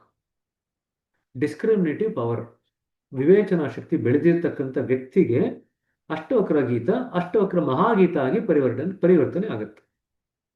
ಸಾಮಾನ್ಯ ವ್ಯಕ್ತಿಗೆ, ಸಾಮಾನ್ಯ ಸ್ತರದ ವಿವೇಚನಾ ಶಕ್ತಿ ಇಲ್ಲದೆ ಇರತಕ್ಕಂಥ ವ್ಯಕ್ತಿಗೆ ಅಷ್ಟವಕ್ರ ಗೀತೆ ಮತ್ತೊಂದು ಗೀತೆಯಾಗಿ ಪರಿಣಮಿಸುತ್ತಷ್ಟೆ, ಮಹಾಗೀತೆಯಾಗಿ ಪರಿಣಮಿಸಲಿಕ್ಕೆ ಸಾಧ್ಯವಿಲ್ಲ. Human quality, divine. ಸರಿ ಕಣ್ರಿ, ಮುಂದಕ್ಕೆ ಹೋಗೋಣಂತೆ. ಸೊ ಸರ್ಕ್ಯುಲರ್ ನೇಚರ್ ಅಂತ ಇದ್ವಲ್ವಾ, we are continuing from the 6th page, ಕರೆಕ್ಟಾ? The circular nature. For teaching purposes we can consider the sequence to be linear. ನಾವು ವಿಷಯನ ತಿಳ್ಕೋಬೇಕಾದ್ರೆ ಒಂದರಿಂದ ಒಂದು ಹೋಗುತ್ತೆ ಅಂತ ಒಂದು ಸರಿಯಾದಂತ ಒಂದು ಗೆರೆ ಬರೆದು, ನೇರವಾದಂತ ಗೆರೆ ಬರೆದು ಅದರ ಪ್ರಕಾರ ಈ ವಿಚಾರಗಳನ್ನು ತಿಳ್ಕೋಬಹುದು. ಅದು ಲೀನಿಯರ್ ಅಂದ್ರೆ ಗೆರೆ ಬರೆದು ಒಂದರಿಂದ ಒಂದು ಹೋಗುತ್ತೆ ಅಂತ. ಆದ್ರೆ ಇಲ್ಲಿ ದಾಜಿ ಅವ್ರು ಏನ್ ಹೇಳ್ತಾ ಇದ್ರಂತೆ, ಇದು ಗೆರೆ ಪ್ರಕಾರ ತಿಳ್ಕೊಳ್ಳೋದಂತೀರ ವೃತ್ತಾಕಾರದಲ್ಲಿ ತಿಳ್ಕೊಳ್ತು ಅಂತಂದ್ರೆ ಒಳ್ಳೇದಾಗತ್ತೆ ಅಂತ. It is circular in nature. ಒಂದರಿಂದ ಒಂದು ಪೂರಕವಾಗಿ ಹೋಗುತ್ತೆ, ಮತ್ತೆ ಅದು ಹಿಂದಿನ ಗುಣ ಏನಿರುತ್ತೆ ಅದನ್ನ ಅದು ಮತ್ತೆ ಪುಷ್ಟೀಕರಿಸುತ್ತೆ ಅಂತ. ಒಂದ್ ಸ್ವಲ್ಪ ಹೊತ್ತು ಬಿಟ್ಬಿಡೋಣ. Will come back to the questions later on. ಇಲ್ಲದ್ರೆ ಯಾವುದು ಕವರೇ ಮಾಡಲ್ಲ, ಆಯ್ತಾ? Vidya will come back to you. Each quality contains and expresses all others and they are not practise separately. ಪ್ರತಿಯೊಂದು ಗುಣವೂ ಕೂಡ ಉಳಿದ ಗುಣಗಳೇನಿದೆ ಅದನ್ನ ತನ್ನಲ್ಲಿ ಒಡಗೂಡಿರುತ್ತೆ. ಈಗ ನಾವು 1 2 3 4 5 ಪಾಯಿಂಟ್ಸ್ ಮಾಡ್ತೀವಲ್ಲ, ಆ 1 2 3 4 5 ಪಾಯಿಂಟ್ಸ್ ಅಲ್ಲಿ ಎಲಿಮೆಂಟ್ಸ್ ಅಂತ ಮಾತಾಡ್ತೀವಲ್ಲ, every point has all the 5 elements, ಕರೆಕ್ಟಾ? ಪ್ರತಿಯೊಂದು ಬಿಂದುನಲ್ಲೂ 5 ತತ್ವ ಇರುತ್ತಲ್ವಾ? ಅದೇ ರೀತಿಯಾಗಿ ಪ್ರತಿಯೊಂದು ಗುಣದಲ್ಲಿ ಬೇರೆ 4 ತತ್ವಗಳು ಅಡಕವಾಗಿರುತ್ತೆ. Very similar to what we read in the chakras. ಸರಿ, they are not practise separately. ಅಂದ್ರೆ ಒಂದು ಗುಣನ ನೀವು ಅಭ್ಯಾಸ ಮಾಡ್ಲಿಕ್ಕೆ ಹೋಯ್ತು ಅಂತಂದ್ರೆ ಆ ಉಳಿದ 4 ಗುಣಗಳನ್ನು ಕೂಡ ಅಭ್ಯಾಸ ಮಾಡ್ಲೇಬೇಕಾಗುತ್ತೆ. ನೀವು ಕೇವಲ ಒಂದೇ ಗುಣ ನಾನು ಒಂದು ಕಾಲದಲ್ಲಿ ಪ್ರಾಕ್ಟೀಸ್ ಮಾಡ್ತೀನಿ, ಅದಾದ್ಮೇಲೆ ಬೇರೆ ಗುಣಗಳಲ್ಲಿ ನಾನು ಅಭ್ಯಾಸ ಮಾಡ್ತೀನಿ ಅಂದ್ರೆ ಅದು ಮಾಡ್ಲಿಕ್ಕೆ ಆಗಲ್ಲ. ಈ 5 ಗುಣಗಳನ್ನ ಒಟ್ಟಿಗೆನೆ ಅಭ್ಯಾಸ ಮಾಡ್ಬೇಕಾಗತ್ತೆ. ಯಾಕೆಂದ್ರೆ ಒಂದೇ ಗುಣದಲ್ಲಿ 5 ಗುಣ ಅಡಕವಾಗಿರುತ್ತೆ. ಸರಿನಾ? They are natural expressions of the recognised identity which is the self. ಅದು ನೈಸರ್ಗಿಕವಾದಂತ ಪ್ರಕಟ ರೂಪ. ಯಾವ್ದ್ರದ್ದು?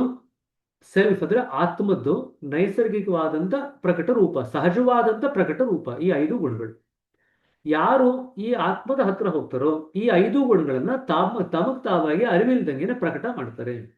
They exhibit this or they manifest these qualities without their knowledge one who goes near the self. ಸರಿನಾ? At the ultimate level the forgiveness. ಹಾಗಾದ್ರೆ 4 ಅಥವಾ 5 ಗುಣಗಳು ಒಂದಕ್ಕೆ ಸಂಬಂಧಪಟ್ಟಿದ್ದು ಹೇಗೆ ಅಂತ ಯಾರನ್ನು ಪ್ರಶ್ನೆ ಕೇಳಿದ್ರೆ ಅದಕ್ಕೆ ಈ ಪ್ಯಾರಾಗ್ರಾಫ್ ಉತ್ತರ ಹೇಳ್ತಿದ್ದಾರೆ. ಹೇಗೆ ಒಂದಕ್ಕೊಂದು ಸಂಬಂಧಪಟ್ಟಿದ್ದು?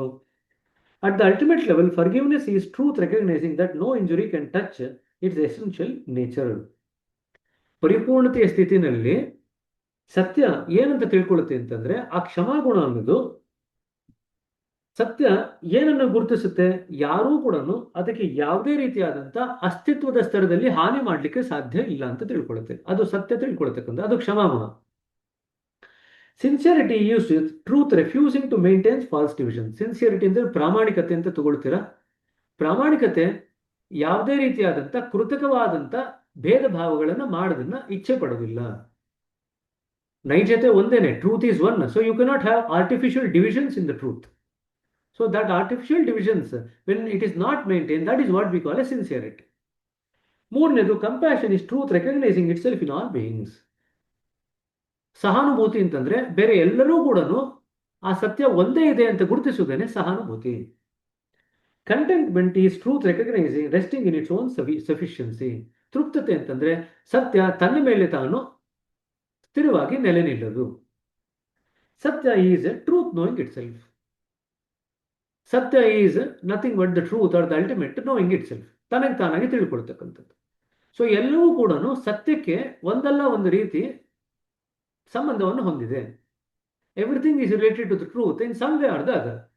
It is nothing that the truth is manifesting in multiple ways. That is all that you are seeing. ಈ ಪುಸ್ತಕದಲ್ಲಿ there are 7 main sections in this book. Each builds upon the last and also questions that are resolved in the next. ಪ್ರತಿಯೊಂದು ಚಾಪ್ಟರ್ನಲ್ಲೂ ಕೂಡ ಹಿಂದಿನ ಒಂದು chapter ಏನಿರುತ್ತೆ ಅದರಲ್ಲಿ ನಡೆದಿರ್ತಕ್ಕಂಥ ವಿಚಾರದ ಮೇಲೆ ಒಂದು ತಳಹದಿಯ ಮೇಲೆ ಮುಂದಿನ ಭಾಗ ಪ್ರಕಟವಾಗುತ್ತೆ. These chapters are maps not territories. ಇದು ಒಂದು ನಕ್ಷೆ ಇದ್ದಂಗೆ. ಸರಿನಾ? You can read the map but you need to walk the territory on your own 2 feet. ನಕ್ಷೆ ಓದ್ಬೋದು, ಬಟ್ ನಕ್ಷೆ ಓದಿದ ಮೇಲೆ ನೀವು ನಿಮ್ಮ ಕಾಲ ಮೇಲೆ ಕೂಡ ಆ ಭೂಮಿ ಮೇಲೆ ನಡ್ಕೊಂಡು ಹೋಗ್ಬೇಕಾಗತ್ತೆ. So the chapters point towards practice. ಪ್ರತಿಯೊಂದು ಅಧ್ಯಾಯ ಕೂಡ ನಿಮಗೆ ಅಭ್ಯಾಸದ ಒಂದು ಪರಿಪಾಠವನ್ನು ಕಲಿಸ್ಕೊಡುತ್ತೆ. Reinforcing the understanding that practice is the only way such an endeavor can be realized. So ಅಭ್ಯಾಸ ಇಲ್ಲದೀರ ನೀವು ಅದರ ಸತ್ಯತೆ ಅಥವಾ ಅಸತ್ಯತೆಯನ್ನು ನೀವು ಕಂಡುಹಿಡ್ಕೊಳ್ಳಿಕ್ಕೆ ಆಗಲ್ಲ. Without practice you will not know the truth or the falsity of what is being talked about. If you are reading this and you feel something stirring, then I invite you to act. ಇದನ್ನು ಓದ್ತಾ ಇರಬೇಕಾದ್ರೆ ನಿಮ್ಮಲ್ಲಿ ಏನೋ ಒಂದು ತಿರುಗ್ತಾ ಇದೆ. Stirring ಅಂತಂದ್ರೆ ತಿರುಗಿಸೋದು. ಏನೋ ಒಂದು ನಿಮ್ಮಲ್ಲಿ ವೇದ್ಯವಾಗ್ತಿದೆ ಅಂತ ನಿಮ್ಗೆ ಅನಿಸಿದ್ರೆ, ಹಾಗಾದ್ರೆ ಇದನ್ನು ಓದಿದ ಮೇಲೆ ನೀವು ಅದನ್ನ ಅಳವಡಿಸ್ಕೊಳ್ಳಿ, ಅದ್ರ ಮೇಲೆ ಆಕ್ಟ್ ಮಾಡಿ, ಕಾರ್ಯಗತ ಮಾಡಿ ಅಂತ ಹೇಳ್ತಾ ಇದ್ದಾರೆ. This book is an unpacking of that single moment between Janaka and Ashtavakra offered in one verse in the Ashtavakra Gita. ಇಡೀ ಪುಸ್ತಕ ಆ ಒಂದು ಕ್ಷಣದಲ್ಲಿ ಅಷ್ಟವಕ್ರ ಜನಕ ಏನು ಪ್ರಶ್ನೆ ಕೇಳಿದ, ಅಷ್ಟವಕ್ರ ಏನು ಉತ್ತರ ಹೇಳಿದ, ಅದ್ರ ಬಗ್ಗೆ ಪೂರ್ತಿವಾದಂಥ ವಿಸ್ತಾರವಾದಂಥ ಒಂದು ಚರ್ಚೆ ಅಂತ ಹೇಳ್ತಿದ್ದಾರೆ.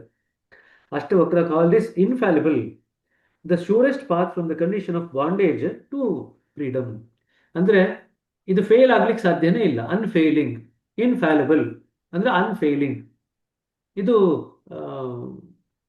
ಕೆಲಸ ಮಾಡದೇ ಇರ್ಲಿಕ್ಕೆ ಸಾಧ್ಯನೇ ಇಲ್ಲ. ನೇರವಾಗಿ ನಿಮಗೆ ಬಂಧನದಿಂದ ಸ್ವಾತಂತ್ರ್ಯದ ಎಡೆಗೆ ಕರ್ಕೊಂಡು ಹೋಗ್ತಕ್ಕ, ಮುಕ್ತಿ ಎಡೆಗೆ ಕರ್ಕೊಂಡು ಹೋಗ್ತಕ್ಕಂಥ ಒಂದು ವಿಧಾನ ಅಂತ ಅಷ್ಟವಕ್ರ ಹೇಳ್ತಿದ್ದಾನೆ. ಹಾಗಾಗಿ ಅದನ್ನೇ ಇಲ್ಲಿ ದಾರ್ಜಿಯವರು ಉಲ್ಲೇಖ ಮಾಡ್ತಾ ಇದ್ದಾರೆ. The sage answered in one breath and we will live into that answer in the following chapters. ಆ ಮುನಿ, ಆ ಋಷಿ ಏನಿದ್ದಾನೆ, ಒಂದೇ ಒಂದು ತನ್ನ ಉಸಿರಿನಲ್ಲಿ ಒಂದು ಉತ್ತರವನ್ನು ಕೊಟ್ಟ. ನಾವು ಇಡೀ ಪುಸ್ತಕನ ಓದ್ಕೊಂಡು ಆ ಉಸಿರಿನಲ್ಲೇ ಅವನು ಕೊಟ್ಟಂತ ಉತ್ತರನ ನಮ್ಮ ಜೀವಿತವಾಗಿ ಮಾಡ್ಕೊಂಬೋಣ. We will try to live it, ನಮ್ಮ ಜೀವನದ ಭಾಗವಾಗಿ ಮಾಡ್ಕೊಂಬೋಣ ಅಂತ ಹೇಳ್ತಾ ಇದೆ. ವಿದ್ಯೆ ಅವರೇ ಕೇಳ್ರಿ. ನೆಕ್ಸ್ಟ್. ಇಲ್ಲ ಬ್ರದರ್, ಒನ್ ಪ್ಯಾರಾಗ್ರಾಫ್ ಮಿಸ್ ಆಯ್ತು, ಅದೇ ಹೇಳಿ. ಹೌದಾ? ಯಾವುದು?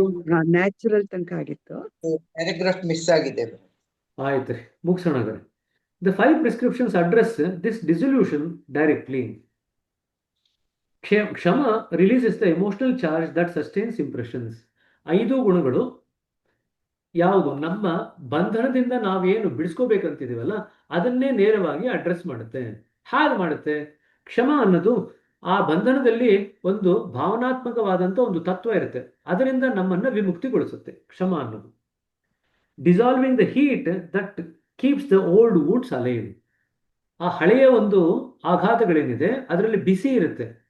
ಆ ಇದರಲ್ಲಿ ಇರ್ತಕ್ಕಂಥ ಹಳೆಯ ಗಾಯಗಳಲ್ಲಿ, ಆಘಾತಗಳಲ್ಲಿ ಆಗಿರ್ತಕ್ಕಂಥ ಬಿಸಿ ಏನಿದೆ ಅದನ್ನ ಅದು ನಿವಾರಣೆ ಮಾಡುತ್ತೆ. ಯಾವುದು? ಕ್ಷಮ ಅನ್ನೋದು. Arjava removes the mask that protects impressions from examinations. ಆರ್ಜವ ಅಂತಕ್ಕಂಥದ್ದು ಅಂದ್ರೆ ಪ್ರಾಮಾಣಿಕತೆ ಅಂತಕ್ಕಂಥದ್ದು ನಮ್ಮನ್ನು ನಾವು ಪ್ರಾಮಾಣಿಕವಾಗಿ ನೋಡ್ಕೊಳ್ಳಿಕ್ಕೆ ಸಹಾಯ ಮಾಡುತ್ತೆ. ಸೊ ದಟ್ ಅದನ್ನು ನಾವು ತೆರೆಮರೆಯಿಂದ ನೋಡ್ಲಿಕ್ಕೆ ಆಗುವಂತ ಅವಶ್ಯಕತೆ ಇಲ್ಲ. ನೇರವಾಗಿ ನಮ್ಮಲ್ಲಿ ಇರ್ತಕ್ಕಂಥ ಆ ಮುದ್ರೆಗಳೇನಿದೆ ಅದನ್ನು ನೋಡ್ಲಿಕ್ಕೆ ಅವಕಾಶ ಮಾಡಿಕೊಡುತ್ತೆ ಆರ್ಜವ ಅನ್ನೋದು, ಅಥವಾ ಸಿನ್ಸಿಯರಿಟಿ ಅನ್ನೋದು. Daya dissolves the separation that allows impressions to multiply. ದಯೆ ಅನ್ನೋದು ಏನ್ ಮಾಡುತ್ತೆ ಅಂತಂದ್ರೆ, ನಮಗೆ ನಮ್ಮ ಮೇಲೆ ದಯೆ ಇದ್ರೆ, ಸೆಲ್ಫ್ ಕಂಪ್ಯಾಷನ್ ಇದ್ರೆ ನಾವು ಬೇರೆಯವ್ರ ಮೇಲೆ ದಯೆ ತೋರಿಸ್ಬೋದು. ನಮ್ಮಲ್ಲೇ ದಯ ಇಲ್ದಿದ್ರೆ, ನಮ್ಮ ಮೇಲೆ ನಮಗೆ ದಯ ಇಲ್ದಿದ್ರೆ ಬೇರೆಯವ್ರ ಮೇಲೆ ಏನು ದಯ ತೋರಿಸ್ತೀರಾ? ಸೊ ಸೆಲ್ಫ್ ಕಂಪ್ಯಾಷನ್ ಇದ್ದಾಗ we will actually be able to dissolve the differences between the impressions and not allow the impressions to multiply. ಮುದ್ರೆಗಳೇನಿದೆ ಅದನ್ನು ನಾವು ಜಾಸ್ತಿ ಬೆಳೆಸಲಿಕ್ಕೆ ಅವಕಾಶ ಮಾಡಿಕೊಡಲ್ಲ. ಇದು ದಯೆ ಗುಣ. ಸಂತೋಷ removes the restlessness that feeds them. ಸಂತೋಷ ಅಂತಂದ್ರೆ ಕಂಟೆಂಟ್ಮೆಂಟ್. ಆ ತೃಪ್ತತೆ ಏನ್ ಮಾಡುತ್ತೆ, ಅದೇನು ಆ ಮುದ್ರೆಗಳನ್ನ ಅದು ಜಾಸ್ತಿ ಮಲ್ಟಿಪ್ಲೈ ಗುಣಾಕಾರ ಮಾಡ್ಲಿಕ್ಕೆ ಬಿಡ್ತಾ ಇದೆಯೋ ಅದನ್ನ, ಅದರ ತೀವ್ರತೆಯನ್ನು ಕಡಿಮೆ ಮಾಡುತ್ತೆ ತೃಪ್ತತೆ ಅನ್ನೋದು. ಅಂಡ್ ಸತ್ಯ reveals the unchanging awareness in which impressions are always insubstantial. ಸತ್ಯ ಅನ್ನೋದು, ಟ್ರೂತ್ ಅನ್ನೋದು, ನಾವು ಅರಿವಿನಲ್ಲಿ ನೆಲೆ ನಿಂತಾಗ ನಮ್ಮಲ್ಲಿ ಆಗ್ತಕ್ಕಂಥ ಮುದ್ರೆಗಳೆಲ್ಲ ಕೂಡ ಅರಿವಿನ ಸ್ತರದಲ್ಲಿ ನೋಡಿದಾಗ ಅದು ಯಾವುದೇ ಲೆಕ್ಕಕ್ಕಿಲ್ಲ, ಇನ್ಸಬ್ಸ್ಟಾನ್ಷಿಯಲ್, ಯಾವುದೇ ಲೆಕ್ಕಕ್ಕಿಲ್ಲ ಅಂತ ಅದು ತೋರಿಸ್ಕೊಡುತ್ತೆ. ಅರಿವಿನಲ್ಲಿ ನೆಲೆ ನಿಂತಾಗ ಮುದ್ರೆಗಳು ಯಾವುದು ಲೆಕ್ಕಕ್ಕಿಲ್ಲ ಅಂತ ಅನಿಸುತ್ತೆ. ಮುದ್ರೆಗಳಲ್ಲೇ ಮುಳುಗೋದಾಗ ಮುದ್ರೆಗಳೇ ಜೀವನ ಅಂತ ಅನಿಸುತ್ತೆ. When you get immersed in the impressions, you feel that impressions are themselves your life. But when you are established in the stage of awareness, you recognize that impressions are inconsequential, insubstantial as far as your life is concerned. ಜೀವನದ ವಿಹಂಗಮ ನೋಟದಲ್ಲಿ ಅರಿವಿನ ಸ್ತರದಲ್ಲಿ ನಾವು ನೋಡಿದಾಗ ಈ ಮುದ್ರೆಗಳು ಯಾವುದೇ ಲೆಕ್ಕಕ್ಕಿಲ್ಲ ಅಂತ ಅನಿಸುತ್ತೆ. ಆದರೆ ಜೀವನದ ಆ ವಿಹಂಗಮ ನೋಟ ಅರಿವಿನಿಂದ ನಾವು ನೋಡ್ಲಿಲ್ಲ ಅಂತಂದ್ರೆ ನಾವು ಮುದ್ರೆಗಳಲ್ಲೇ ಮುಳುಗಿ ಹೋಗ್ತೀವಿ, ಮುದ್ರೆಗಳೇ ಜೀವನ ಅಂತ ಅನಿಸುತ್ತೆ. ಇದೇ ಆಗ್ತಕ್ಕಂಥದ್ದು ಸರಿನಾ.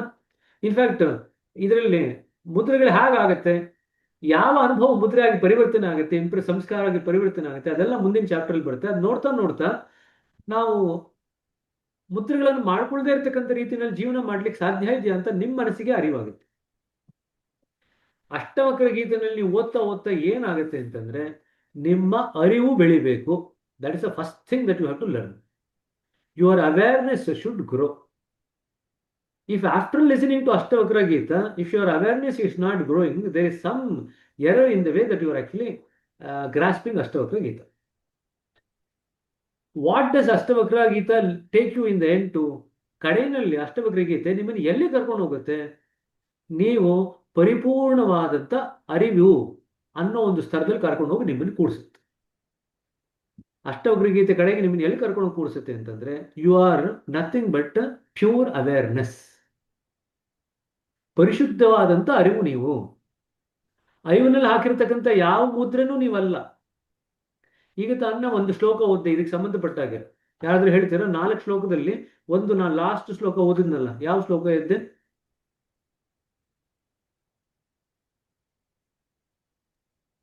Chapter 15, third verse. Not that one.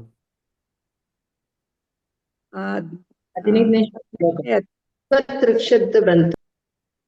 3 is ನಿರಾಸಕ್ತಿಯಿಂದ ಇರುವುದರ ಮೂಲಕ ಅಸಂಗ ಚಂದ್ರೇನ ಬ್ರದರ್. ದೃಢವಾದ ಮನಸ್ಸು ಅಲ್ಲ, ಅದಲ್ಲ. ಇದಕ್ಕೆ ಇವಾಗ ನಾವು ಮಾತಾಡ್ತಿರ್ತಕ್ಕಂಥ ವಿಚಾರಕ್ಕೆ ಸಂಬಂಧಪಟ್ಟಾಗ ಒಂದು ಶ್ಲೋಕ ಓದ್ದೆ ನಾನು. ಯಾವುದು? ಅದು ಓನರ್ಶಿಪ್ ಬಿಟ್ಕೊಟ್ಟಾಗ ನಮ್ದೆಲ್ಲ ಅಂತ ಅನ್ಕೊಂಡಾಗ ಅನಾಸಕ್ತಿ. ಪ್ರಕೃತಿಯ ತ್ರಿಗುಣಗಳೆಲ್ಲ ಪ್ರಕೃತಿಯಿಂದಾನೇ ಆಗಿದೆ. 3ನೇ ಅಧ್ಯಾಯ 27ನೇ ಶ್ಲೋಕ. ಎಲ್ಲ ಕರ್ಮಗಳು ಪ್ರಕೃತಿಯ 3 ಗುಣಗಳೇ ಮಾಡುತ್ತೆ. ಆದ್ರೆ ಮೂಢನಾದಂಥ ಮನುಷ್ಯ ಆ ಕೆಲಸಗಳಿಗೆ, ಆ ಕರ್ಮಗಳಿಗೆ ಅಹಂಕಾರವನ್ನು ಹಚ್ಚಿ ಇದು ನಾನೇ ಮಾಡಿದ್ದು ಅಂತ ಹೇಳ್ಕೊಳ್ತಾನೆ. ಇದನ್ನ ಜ್ಞಾಪಕ ಇಟ್ಕೊಳ್ರಿ. ಈಗ ನೀವು ಅಷ್ಟವಕ್ರ ಗೀತೆ ನಿಮ್ಮನ್ನು ಎಲ್ಲಿ ಕರ್ಕೊಂಡು ಹೋಗ್ತಾ ಇದ್ದೇನೆ ಕಡೆಯಲ್ಲಿ ಅಂತ ಹೇಳಿದ್ರೆ ಅಲ್ಲಿಗೆ ಕರ್ಕೊಂಡು ಹೋಗ್ತಾ ಇದ್ದೇನೆ. ಆ ಶ್ಲೋಕದಲ್ಲಿ ಕೃಷ್ಣ ಏನು ಹೇಳಿದ್ದಾನೆ ಅಲ್ಲಿಗೆ ನಿಮ್ಮನ್ನು ಕರ್ಕೊಂಡು ಹೋಗ್ತಾ ಇದ್ದೇನೆ ಕಡೆಯಲ್ಲಿ. ಜಗತ್ನಲ್ಲಿ ನಡೀತಕ್ಕಂಥ ಇವತ್ತು ಒಂದು ಸಿಂಪಲ್ ಎಕ್ಸಾಂಪಲ್ ಹೇಳ್ತೀನಿ. ಇವತ್ತು ಬೆಳಗ್ಗೆ 5:30ಗೆ ಧ್ಯಾನ ಇತ್ತಲ್ವಾ, ಸೊ ನಾ ಎದ್ದೆ, ಧ್ಯಾನ ಮುಗೀತು. ಇವ್ರು ಯಾರು ಇನ್ನೂ ಎದ್ದಿರಲಿಲ್ಲ. ಏನು ಮಾಡಿದೆ ಅಂತಂದ್ರೆ ಸರಿ ಎದ್ಬಿಟ್ಟು ಕಾಫಿನಾದ್ರು ಮಾಡೋಣ, ದಿನ ಅವ್ರು ಮಾಡ್ಕೊಡ್ತಾರೆ, ನಾನು ಇವತ್ತು ಕಾಫಿ ಮಾಡ್ಕೊಬೋಣ ಅಂತ ಕಾಫಿ ಮಾಡಿದೆ. 1 ಲೋಟ ಕಾಫಿ ಕುಡಿದೆ, ಅವ್ರಿಗೂ ಕಾಫಿ ಮಾಡಿಟ್ಟೆ. ಸರಿ, ಇನ್ನೇನೋ ಸ್ವಲ್ಪ ಬುದ್ಧಿ ಹೊಳಿತು.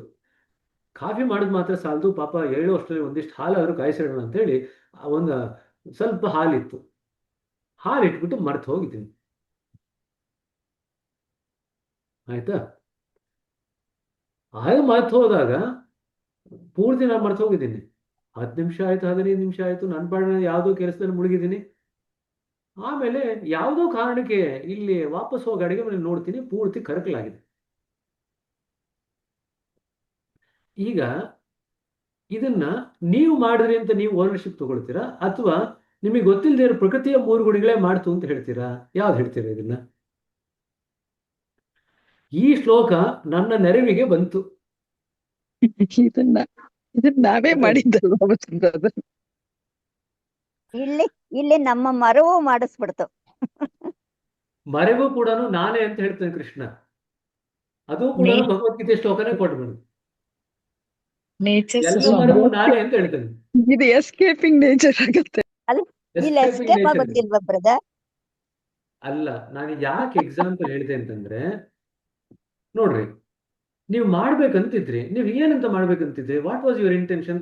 ಜಸ್ಟ್ ಸೇ, ಇಂಗ್ಲಿಷ್ ನಲ್ಲಿ ತಗೊಳ್ರಿ. ಮ್ಯಾನ್ ಪ್ರಪೋಸಸ್, ಗಾಡ್ ಡಿಸ್ಪೋಸಸ್ ಅಂತ ಹೇಳ್ತೀವಿ. What did I propose? I wanted to just heat the milk. That was my proposition. ನಾನು ಅದನ್ನು ಪ್ರಪೋಸ್ ಮಾಡಿದಲ್ವ, ಹಾಲನ್ನ ಕಾಯಿಸ್ಬೇಕು ಅಂತ ಪ್ರಪೋಸ್ ಮಾಡಿದೆ. ಗಾಡ್ ಡಿಸ್ಪೋಸಸ್, ಅವನು ಏನ್ ಮಾಡ್ದ? ಹಾಲನ್ನ ಸಂಪೂರ್ಣವಾಗಿ ಕರಿಕಲು ಮಾಡಬೇಕು ಅಂತ ಅವನು ಡಿಸ್ಪೋಸ್ ಮಾಡ್ದ. ಹೌದೋ ಇಲ್ಲ? ಕೂತ್ಕೊಂಡು ಯೋಚನೆ ಮಾಡ್ರಿ. You propose something but something else happened. ಇಲ್ಲ, ನೀವೆಲ್ಲ ನನಗೆ ಏನು ಹೇಳ್ತಾ ಇದ್ದೀರಲ್ಲ, ನೀವೆಲ್ಲ ಹೇಳ್ತಿರ್ತಕ್ಕಂಥದ್ದು ಸಾಮಾನ್ಯ ಸ್ತರದಲ್ಲಿ ನಾವು ಯೋಚನೆ ಮಾಡಿದಾಗ ಸರಿ ಅಂತ ಅನಿಸ್ಬೋದು, ಇದು ಮರೆವು ಅಂತ ಇರ್ಬೋದು, ಅಥವಾ ಅದು ಅರಿವಿನಲ್ಲಿ ಇರಲಿಲ್ಲ, ಯಾವುದೋ ಕೆಲಸದಲ್ಲಿ ಮುಳುಗೋಗಿದ್ರಿ ಹಾಗಾಗಿ ಇದಾಯ್ತು ಅಂತ ಹೇಳ್ಬೋದು. But why don't you also think about the possibility that is what god disposed? ಯಾಕೆ ಅದ್ರ ಬಗ್ಗೆ ನೀವು ಯೋಚನೆ ಮಾಡಲ್ಲ? ಜಸ್ಟ್ ಥಿಂಕ್ ಏನ್ ಅಬೌಟ್ ಸರ್, ದಟ್ ಪಾಸಿಬಿಲಿಟಿ. ಹಾಲು ಕ್ರಿಯೇಟ್ ಮಾಡಿರೋದು ದೇವರು ಗಾಡು, ಅದನ್ನ ಹಾಳಾಗಿ ಸರ್ ಮಾಡಕ್ ಹೋಗ್ತೀನಿ ಗಾಡು.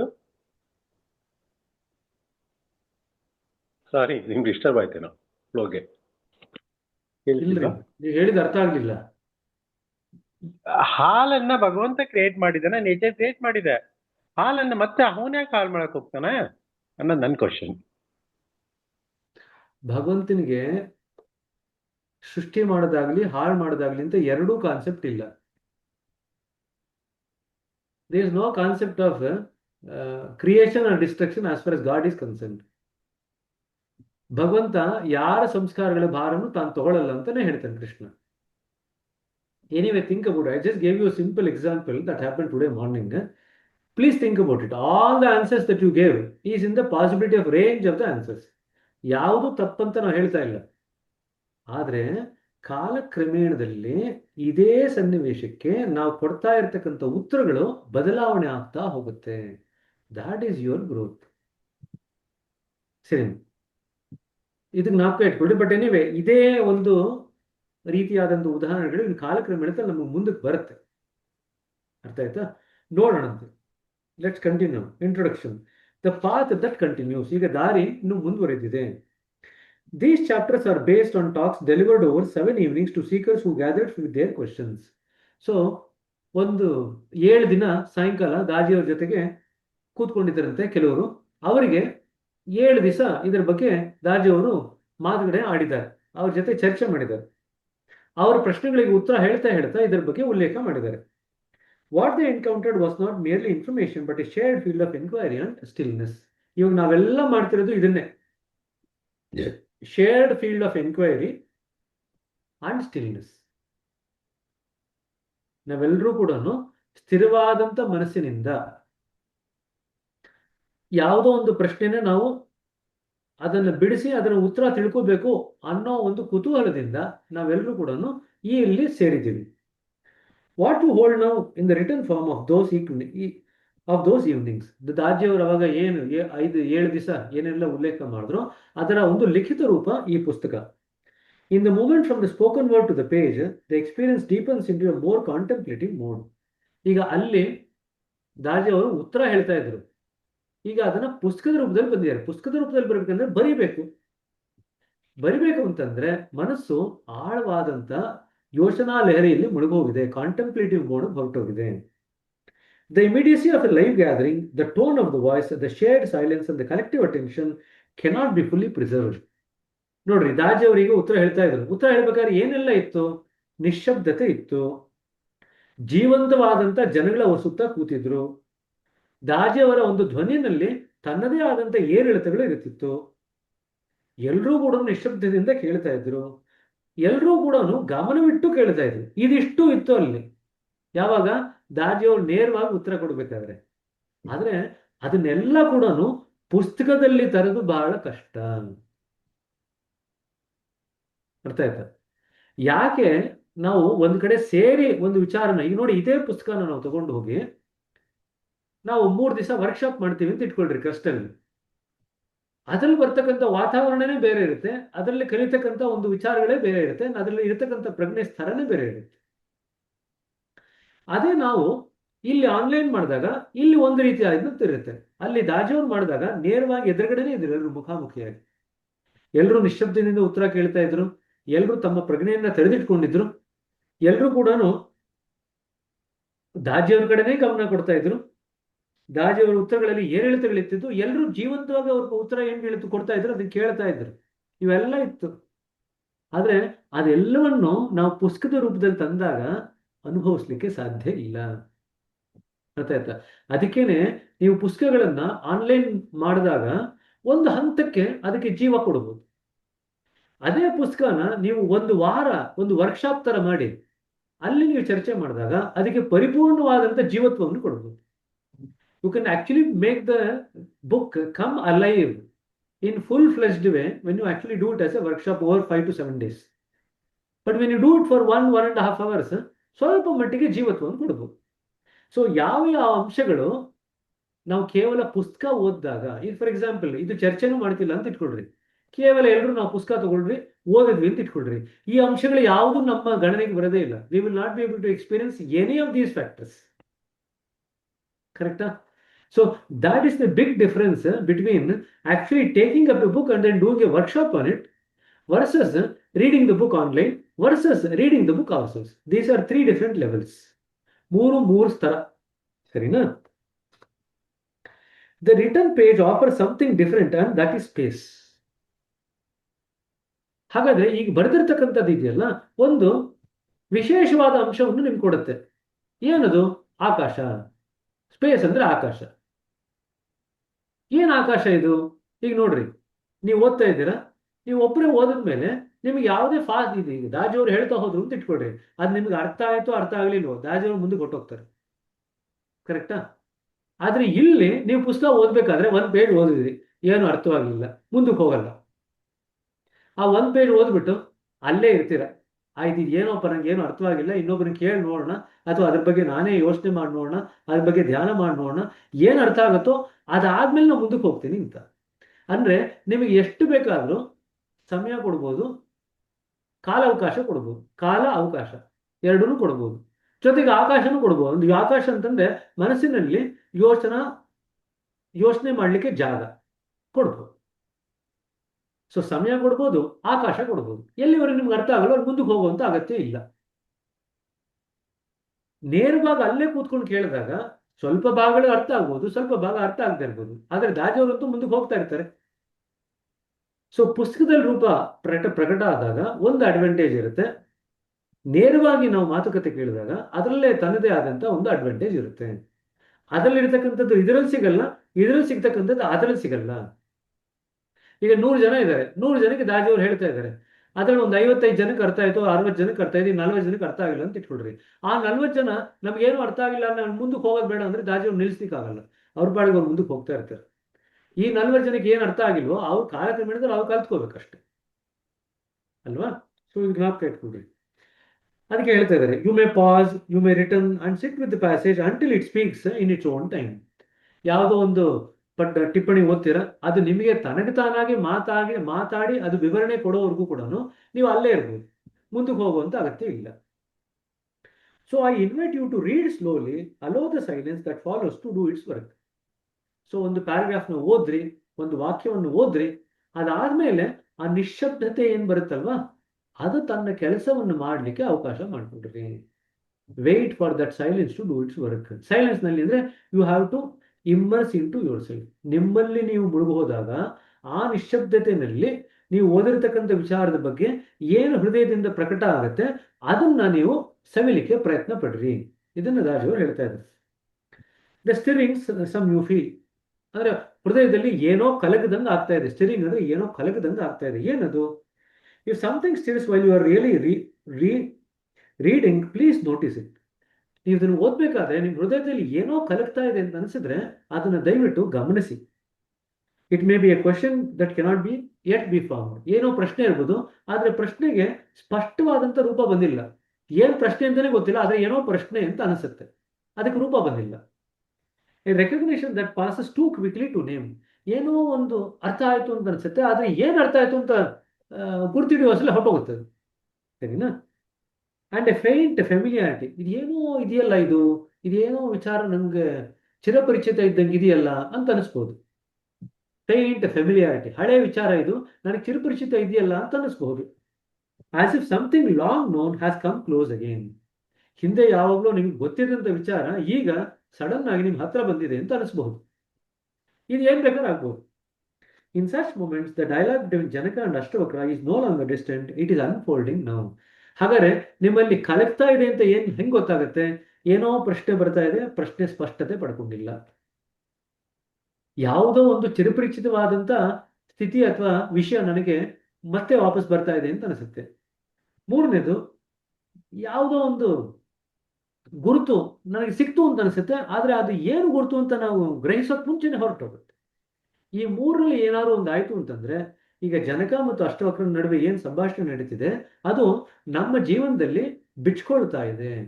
ಅದು ಕೇವಲ ತರ್ಕವಾಗಿ, ಕೇವಲ ಬೌದ್ಧಿಕ ಸ್ತರದಲ್ಲಿಲ್ಲ, ನಮ್ಮ ಜೀವನದಲ್ಲಿ, ಹೃದಯದಲ್ಲಿ ಅದು ಬಿಚ್ಕೊಳ್ತಾ ಇದೆ. ಅದು ನಿಮ್ಗೆ ಅನುಭವದಲ್ಲಿ ಗೊತ್ತಾಗ್ಬೋದು. ಸರಿನಾ? ಸೊ ಯಾರು ಕಡ್ಗೋಲ್ ಇಟ್ಕೊಂಡು ಕಡ್ಕೊಳ್ಲಿಕ್ಕೆ ಹೋಗ್ಬೇಡ್ರಿ ನಿಮ್ಮ ಹೃದಯನ. ಸರಿನಾ?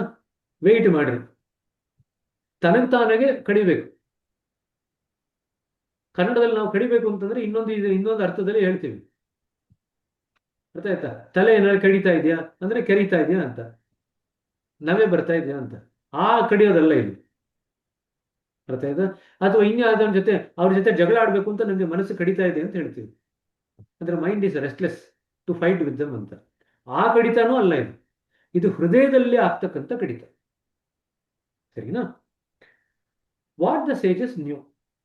ಅಷ್ಟವಕ್ರ did not invent any of these 5 prescriptions. ಈ ಅಷ್ಟವಕ್ರ ಇವಾಗ ಏನು ಹೇಳ್ತಾ ಇದ್ದಾನೆ, ಇದನ್ನ ಯಾವುದು ಕೂಡ ಅವನೇನು ಕಂಡುಹಿಡಿದಿಲ್ಲ. ಇದೆಲ್ಲ ಅವನ ಹಿಂದಿನಿಂದ ಬಂದಂತ ಋಷಿಮುನಿಗಳಿಗೆಲ್ಲರಿಗೂ ಗೊತ್ತಿತ್ತು. He simply recognised them as medicine long known to the human heart. ಇದೆಲ್ಲ ಕೂಡ ಮನುಷ್ಯನ ಹೃದಯದ ಒಂದು ವ್ಯಾಧಿಗೆ ಔಷಧಿಗಳು ಅಂತ ಅಷ್ಟೇ ಅವನು ಗುರುತಿಡಿದ ಅಷ್ಟವಕ್ರ. ಆದ್ರೆ ಈ ವಿಚಾರಗಳೆಲ್ಲ ಹಿಂದಿನ ಋಷಿಮುನಿಗಳಿಗೆಲ್ಲರಿಗೂ ಗೊತ್ತಿತ್ತು. ಅಷ್ಟವಕ್ರ ಮಾಡಿದೇನಪ್ಪ ಅಂತಂದ್ರೆ ಇದು ಹೃದಯದ ವ್ಯಾಧಿಗೆ ಔಷಧಿ ಅಂತ ಗುರುತಿಸ್ತ, ಅಷ್ಟೇ ಮಾಡಿದ್ದು. Forgiveness because we are wounded and we wound in turn. ಯಾಕೆ ನಮ್ಗೆ ಕ್ಷಮಾಗುಣ ಬೇಕು? ನಮಗೆ ಗಾಯ ಆಗಿದೆ, ನಾವು ಇನ್ನೊಬ್ಬರಿಗೆ ಯಾವಾಗಲೂ ಗಾಯ ಮಾಡ್ತಾ ಇರ್ತೀವಿ, ಹಾಗಾಗಿ ಕ್ಷಮಾಗುಣ ಬೇಕು. Sincerity because we learn to hide until we lose sight of ourselves. ಯಾಕೆ ಪ್ರಾಮಾಣಿಕತೆ ಬೇಕು ಅಂತಂದ್ರೆ ನಮ್ಮನ್ನು ನಾವು ಮರೆ ಮಾಡ್ಕೊಂಡು ನೋಡ್ಲಿಕ್ಕೆ ಇಷ್ಟಪಡ್ತೀವಿ. ನಾವೇ ಮರೆಯಾಗಿ ಹೋಗೋವರೆಗೂ ಕೂಡ ನಮ್ಮನ್ನು ನಾವು ಮರೆ ಮಾಡ್ಕೊಳ್ತೀವಿ. ಅರ್ಥ ಆಯ್ತಾ? ಹಾಗಾಗಿ ಪ್ರಾಮಾಣಿಕತೆ ಬೇಕು. ಕಂಪ್ಯಾಷನ್ ಯಾಕೆ ಬೇಕು ನಮಗೆ? ಸಹಾನುಭೂತಿ ಯಾಕೆ ಬೇಕು? Because suffering is shared though we often fail to recognise it or see it. ಜೀವನದಲ್ಲಿ ಬರ್ತಕ್ಕಂಥ ಏನು ಸಫರಿಂಗ್ ಅಂದ್ರೆ ಏನ್ ಹೇಳಿದ್ದೀರಾ ಕನ್ನಡದಲ್ಲಿ? ಕಷ್ಟಗಳು, ಕಷ್ಟ ಕಾರ್ಪಣ್ಯಗಳು ಅಂತ ಇಟ್ಕೊಳ್ರಿ. ಕಷ್ಟ ಕಾರ್ಪಣ್ಯಗಳು ಕೇವಲ ಒಬ್ಬರಿಗೆ ಬರಲ್ಲ, ಎಲ್ರಿಗೂ ಬರುತ್ತೆ. ಕಷ್ಟ ಬರ್ತಿರ್ತಕ್ಕಂಥ ಮನುಷ್ಯ ಯಾರಿದ್ದಾರೆ? ಎಲ್ಲ ಕಷ್ಟಗಳು ಕಾರ್ಪಣ್ಯಗಳು ಪ್ರತಿಯೊಬ್ಬ ಮನುಷ್ಯನಿಗೆ ಬಂದರೂ ಕೂಡ ನಾವು ಅದರ ಜೊತೆ ಡೀಲ್ ಮಾಡ್ಬೇಕಾದ್ರೆ ನಮ್ಗೆ ಏನ್ ಅನ್ಸುತ್ತೆ? ನಮ್ಮ ಒಬ್ಬರಿಗೆ ಕಷ್ಟ ಬರ್ತಾ ಇದೆ, ಜಗತ್ತಿನ ಯಾರಿಗೂ ಕಷ್ಟ ಇಲ್ಲ, ಭಗವಂತ ಎಲ್ಲ ಕಷ್ಟ ನನಗೆ ಕೊಟ್ಟಿದ್ದಾನೆ ಅಂತ ಅನ್ಸುತ್ತೆ. ಸೊ ಆ ಕಷ್ಟ ಕಾರ್ಪಣ್ಯಗಳು ಸಹಜವಾಗಿ ಎಲ್ಲರಲ್ಲೂ ಇರುತ್ತೆ ಅಂತ ನಾನು ಗುರುತಿರ್ಲಿಕ್ಕೋಸ್ಕರ ನಮ್ಗೆ ಸಹಾನುಭೂತಿ ಬೇಕು. ಕಂಟೆಂಟ್ಮೆಂಟ್, ತೃಪ್ತತೆ, because we chase futures that rarely satisfies. ತೃಪ್ತತೆ ಆಗ್ಬೇಕು ಅಂತಂದ್ರೆ ನಾವು ಯಾವುದೋ ಒಂದು ಮುಂದಿನ ಒಂದು ಸ್ತರವನ್ನ ಹುಡ್ಕೊಂಡು ಹೋಗ್ತೀವಿ. ಅದು ಯಾವುದು ಕೂಡ ನಮಗೆ ಹೃದಯದಲ್ಲಿ ತೃಪ್ತತೆಯನ್ನು ಕೊಡಲ್ಲ, ಸ್ಯಾಟಿಸ್ಫ್ಯಾಕ್ಷನ್ ಕೊಡಲ್ಲ, ತೃಪ್ತ ನಮಗೆ. ಆದ್ರೆ ಅದನ್ನು ಹುಡ್ಕೊಂಡು ಹೋಗೋದಂತೂ ನಾವು ನಿಲ್ಲಿಸಲ್ಲ, ಹಾಗಾಗಿ ನಮಗೆ ತೃಪ್ತತೆ ಬೇಕು. ಸತ್ಯ ಆಗ್ಬೇಕು, truth, because in fleeting moments we sense that we are more than what we appear. ಕೆಲವು ಕ್ಷಣಗಳಲ್ಲಿ ನಾವು ಏನ್ ಎದುರಿಗೆ ಕಾಣ್ತೀವೋ ಅದಕ್ಕಿಂತ ದೊಡ್ಡದಾಗಿದ್ದೀವಿ ಅನ್ನೋ ಭಾವನೆ ನಮ್ಮ ಮನಸ್ಸಿಗೆ ಗೋಚರ ಅನ್ಸುತ್ತೆ. ಹಾಗಾಗಿ ನಮಗೆ ಫೆಮಿಲಿಯಾರಿಟಿ ಇದೆ ಅದರಲ್ಲಿ. ಎದುರುಗಡೆ ಏನ್ ಕಾಣ್ತಾರೋ ಅಷ್ಟೇ ಅಲ್ಲ, ಇವರು ಇನ್ನೂ ದೊಡ್ಡದಾಗಿದ್ದಾರೆ, ಬರೀ ನಮ್ಮ ಬಗ್ಗೆ ಮಾತ್ರ ಅಲ್ಲ, ಎಲ್ರಿಗೂ ಕೂಡ ಹಂಗೆ ಅನ್ಸುತ್ತೆ ನಿಮಗೆ. ಅದು ನಿಜವಾದಂತ ಸತ್ಯ. ಅರ್ಥ ಆಯ್ತು? These are not virtues of one tradition or era, for they belong to the human condition. ಇದು ಯಾವುದೇ ಒಂದು ಕಾಲಮಿತಿನಲ್ಲಿ ಇಲ್ಲ, ಯಾವುದೇ ಒಂದು ಸಂಸ್ಕೃತಿನಲ್ಲಿ ಇಲ್ಲ. ಇದು ಎಲ್ಲರಿಗೂ ಸೇರಿರತಕ್ಕಂಥದ್ದು, ಮಾನವನ ಹೃದಯದ ಸ್ಥಿತಿಗೆ ಸಂಬಂಧಪಟ್ಟಿದ್ದು. Ashtavakra simply gave them language and imitation remains. Ashtavakra ಅದಕ್ಕೆ ಭಾಷೆಯನ್ನು ಕೊಟ್ಟ ಅಷ್ಟೇ. ಅರ್ಥ ಆಯ್ತಾ? ಸೊ ಹಾಗಾಗಿ ಅದು ಜೀವನದಲ್ಲಿ ಪ್ರಾಮುಖ್ಯತೆಯನ್ನು ಪಡಿತು. The prescription field. ಈಗ ಅಷ್ಟವಕ್ರ ಪ್ರಿಸ್ಕ್ರಿಪ್ಷನ್ ಫಿಲ್ ಮಾಡಿದ್ದಾನೆ, ಡಾಕ್ಟರ್ ಹತ್ರ ಬಂದಿದ್ದಾನೆ, ಜನಕ ಅಷ್ಟವಕ್ರನೇ ಪ್ರಿಸ್ಕ್ರಿಪ್ಷನ್ ಅವನು ಫಿಲ್ ಮಾಡಿದ್ದಾನೆ prescription. A prescription once return must be filled. Doctor ನಿಮಗೆ ಚೀಟಿ ಬರ್ಕೊಂಡಿದ ತಕ್ಷಣ ಬರೀ ಚೀಟಿ ನುಂಗಿದ್ರೆ ನಿಮ್ಗೆ ಕಾಯಿಲೆ ವಾಸಿ ಆಗಲ್ಲ. ಎಷ್ಟೋ ಸತಿ ನೋಡ್ತಾರಲ್ಲ 3 times a day ಅಂತಂದು ಹೇಳಿದ್ರೆ ಆ ಚೀಟಿನ 3 ಹರಿದ್ಬಿಟ್ಟು 3 time ಆ ಚೀಟಿ ನುಂಗಿದ್ರೆ ಆಯ್ತು ಅಂತ. ಆ ಥರ ಮಾಡಿದ್ರೆ ಪ್ರಯೋಜನ ಇಲ್ಲ. ಇಲ್ಲಿ ಡಾಕ್ಟರ್ ಹತ್ರ ಹೋಗಿದ್ದಾನೆ, ಪ್ರಿಸ್ಕ್ರಿಪ್ಷನ್ ಬರ್ಕೊಟ್ಟಿದ್ದಾರೆ, ಆ ಪ್ರಿಸ್ಕ್ರಿಪ್ಷನ್ ತಗೊಂಡು ಅಷ್ಟವಕ್ರ ಪ್ರಿಸ್ಕ್ರಿಪ್ಷನ್ ಫಾರ್ಮಸಿಸ್ಟ್ ಅಂದ್ರೆ ಅವನ ಹತ್ರ ಬಂದಿದ್ದಾರೆ. ಯಾರು? ಜನಕ ಬಂದ್ಬಿಟ್ಟು ನೋಡ್ರಿ ಡಾಕ್ಟರ್ ಇದು ಬರ್ಕೊಟ್ಟಿದ್ದಾರೆ ಅಂತ ಹೇಳಿದ್ದಾರೆ. The pharmacist then prepares the medicine and the patient must take it. So ಈಗ ಔಷಧಕಾರ ಯಾರು ಇರ್ತಾನೆ ಔಷಧಿನ ತಯಾರು ಮಾಡಿ ಕೊಡ್ತಾನೆ. ಈಗ ಪೇಷಂಟ್ ಆದವರು ರೋಗಿ ಆದವರು ಅದನ್ನು ತಗೋಬೇಕಾಗತ್ತೆ. These 5 prescriptions have guided the seekers for centuries. ಈ 5 ಏನು ಔಷಧಿಗಳಿದೆಯಲ್ಲ ಇದೆಲ್ಲವೂ ಕೂಡ ಹಲವಾರು ಆತ್ಮಗಳಿಗೆ ದಾರಿಯನ್ನು ತೋರಿಸಿದೆ ಶತಮಾನಗಳಿಂದ. They were offered to Janaka and all who followed, and they are offered again here as 5 things. ಜನಕನಿಗೂ ಅದೇ ಕೊಟ್ಟಿದ್ರು ಔಷಧಿಗಳನ್ನ. ಅದಾದ್ಮೇಲೆ ಜನಕ ನಂತರ ಬಂತಕ್ಕ ಎಲ್ಲ ಸತ್ಯಾರ್ಥಿಗಳಿಗೂ ಕೂಡ ಅದೇ ಔಷಧಿಗಳನ್ನು ಕೊಟ್ಟಿದ್ರು. ಈಗ ನಮಗೂ ಅದೇ ಔಷಧಿ ಕೊಡ್ತಾ ಇದ್ದಾರೆ. Each prepares the ground for the next and the invitation is simply to begin. So ನಿಮ್ಗೆ ಆಹ್ವಾನ ಕೊಟ್ಟಿದ್ದಾರೆ. ಏನಂತ ಆಹ್ವಾನ? ಇಲ್ಲಿಂದ ಮುಂದಕ್ಕೆ ಹೋಗಿ ಅಂತ ಆಹ್ವಾನ ಕೊಡ್ತಾ ಇದ್ದಾರೆ. 5 ಔಷಧಿ ಕೊಟ್ಟಾಗಿದೆ, ಮುಂದಕ್ಕೆ ಹೋಗ್ರಿ. ಈಗ ಮೊದಲನೇ ಔಷಧಿ ತಗೋಬೇಕು. ಯಾವ ಮೊದಲನೇ ಔಷಧಿ? ಕ್ಷಮ. ಮೊದಲನೇ ಔಷಧಿ ತಗೋಬೇಕು. ಈಗ ನನ್ನ ಹತ್ರ ಯಾರನ್ನು ಮೆಡಿಕೇಶನ್ ಬರ್ಕೊಟ್ಟಿದ ತಕ್ಷಣ ಫಸ್ಟ್ ಕೇಳೋದು ಇದು ಯಾಕೆ ತಗೋಬೇಕು, ಇದು ಯಾಕೆ ಬರ್ದಿದ್ದೀರಾ, ಇದೇ ಫಸ್ಟ್ ಪ್ರಶ್ನೆ ಕೇಳೋದಲ್ವಾ. ಸೊ ಈಗ ಅಷ್ಟೊಬ್ಬರ ಈಗ ಔಷಧಿ ಕೊಟ್ಟಿದ್ದಾನೆ ಜನಕ ಅವ್ರಿಗೆ, ಫಸ್ಟ್ ಕೇಳ್ತಾರೆ ಈ ಔಷಧಿ ಯಾಕೆ ತಗೋಬೇಕು. ಕ್ಷಮಾಗುಣ ಅಂತ ಹೇಳ್ತಾ ಇದ್ದೀರಾ, ಕ್ಷಮೆ ಬೆಳೆಸ್ಕೋಬೇಕು ಅಂತಂದ್ರೆ ಕ್ಷಮ ಯಾಕೆ ಬೆಳೆಸ್ಕೋಬೇಕು ಅದು ನೆಕ್ಸ್ಟ್ ಚಾಪ್ಟರ್ ಅಲ್ಲಿ ಇವಾಗ ಮಾತಾಡ್ಲಿಕ್ಕೆ ಶುರು ಮಾಡ್ತದೆ ಅಷ್ಟವ್ರು. ಸರಿನಾ? ಹಾಗೆ ಯಾತಕ್ಕೆ ಕ್ಷಮ ಬೆಳೆಸ್ಕೊಳ್ಳೋದ್ರಿಂದ ಏನಾಗುತ್ತೆ ಜೀವನದಲ್ಲಿ ಅದನ್ನ ವಿಸ್ತಾರ ಮಾಡ್ತಾ ಹೋಗ್ತಾನೆ. ಸರಿನಾ? ಇದುವರೆಗೂ ಓದಿದ್ರಲ್ಲಿ ಏನಾದ್ರು ಪ್ರಶ್ನೆಗಳಿದ್ರೆ ಕೇಳ್ರಿ, ಇಲ್ದರೆ ಮುಂದಕ್ಕೆ ಹೋಗೋಣ. Any questions on this? ಸ್ಪಷ್ಟ ಇದೆ ಎಲ್ಲ? ಎಲ್ರಿಗೂ ಅದೇ ಔಷಧಿ ಕೊಡ್ತಿರೋದು, ಯಾರಿಗೂ ಬೇರೆ ಬೇರೆ ಔಷಧಿ ಇಲ್ಲ. ಅನಾದಿ ಕಾಲದಿಂದ ಶತಮಾನಗಳಿಂದ ಅದೇ ಔಷಧಿ ಇರೋದು. ಮನುಷ್ಯ ಬದುಕಿರೋವರೆಗೂ ಕೂಡ ಎಲ್ಲ ಹೃದಯಕ್ಕೆ ಸಂಬಂಧಪಟ್ಟಿರೋದ್ರಿಂದ, ಎಲ್ಲರ ಹೃದಯ ಒಂದೇ ಆಗಿರೋದ್ರಿಂದ ಅದೇ ಔಷಧಿನ ಎಲ್ಲರಲ್ಲೂ ಕೆಲಸ ಮಾಡುತ್ತೆ. ಅರ್ಥ ಆಯ್ತಾ? ಒಂದು ಪ್ರಶ್ನೆ ಇದೆ ಬ್ರದರ್. ಇದು 6ನೇ ಪೇಜಲ್ಲಿ ಅದು ಫಸ್ಟ್ ಪ್ಯಾರಾಗ್ರಾಫ್ ಮೇಲ್ಗಡೆ ಇದೆಯಲ್ಲ, daya dissolves the separation that allows impressions to multiply. 6ನೇ ಪುಟ ಅದು ಒಂದು ಸ್ವಲ್ಪ ಇನ್ನೊಂದ್ಸಲಿ ಎಕ್ಸ್ಪ್ಲೈನ್ ಮಾಡ್ತೀರಾ ಬ್ರದರ್? ವರಿ ಮಾಡಬೇಡಿ, ಅದು ಬರೀ 1 ಸೆಂಟೆನ್ಸ್ ಅಲ್ಲಿ ಕೊಟ್ಟಿದ್ದಾರೆ. ಹಾಗೆ the daya dissolves, that will come in due course, so don't worry about it. If you're not clear about it, not to worry about it, it will come in due course of time. Okay, thank you. Daji has only given that in one liner there just to arouse your interest. Yes. It is not to get you to know fully how does it work. It is only arousing your interest. Okay. Like any other patient, if I write a prescription, I'll say, okay, this is an antidepressant, you take this medication. ಮಾತ್ರೆ ಕೊಟ್ಟೆ, ಇದರಿಂದ ನಿಮಗೆ ದುಃಖ ಕಡಿಮೆ ಆಗುತ್ತೆ ಅಂತಾನೆ. ಹೇಗೆ ದುಃಖ ಕಡಿಮೆ ಆಗುತ್ತೆ ಅಂತ ಪ್ರಶ್ನೆ ಕೇಳ್ತಾರೆ. ಈಗ ನೀವು ಅದೇ ಮಾಡ್ತಾ ಇದ್ದೀರಿ. ದಾಜಿ ಅವರಲ್ಲಿ ದುಃಖ ಕಡಿಮೆ ಆಗುತ್ತೆ ಅಂತ ಬರ್ದಿರಿ ಅಂತ ಇಟ್ಕೊಳ್ರಿ. Question is, how does it reduce it? We'll come to that in due course of time when we talk about that particular medicine. ಔಷಧಿ ಬಗ್ಗೆ ಮಾತಾಡಿದಾಗ ಮತ್ತೆ ಅದ್ರ ಬಗ್ಗೆ ವಿಸ್ತಾರವಾಗಿ ಬರುತ್ತೆ. ಚಿಂತೆ ಮಾಡಿ. Thank you. ಇನ್ಯಾವ ಪ್ರಶ್ನೆ ಇದೆಯಾ?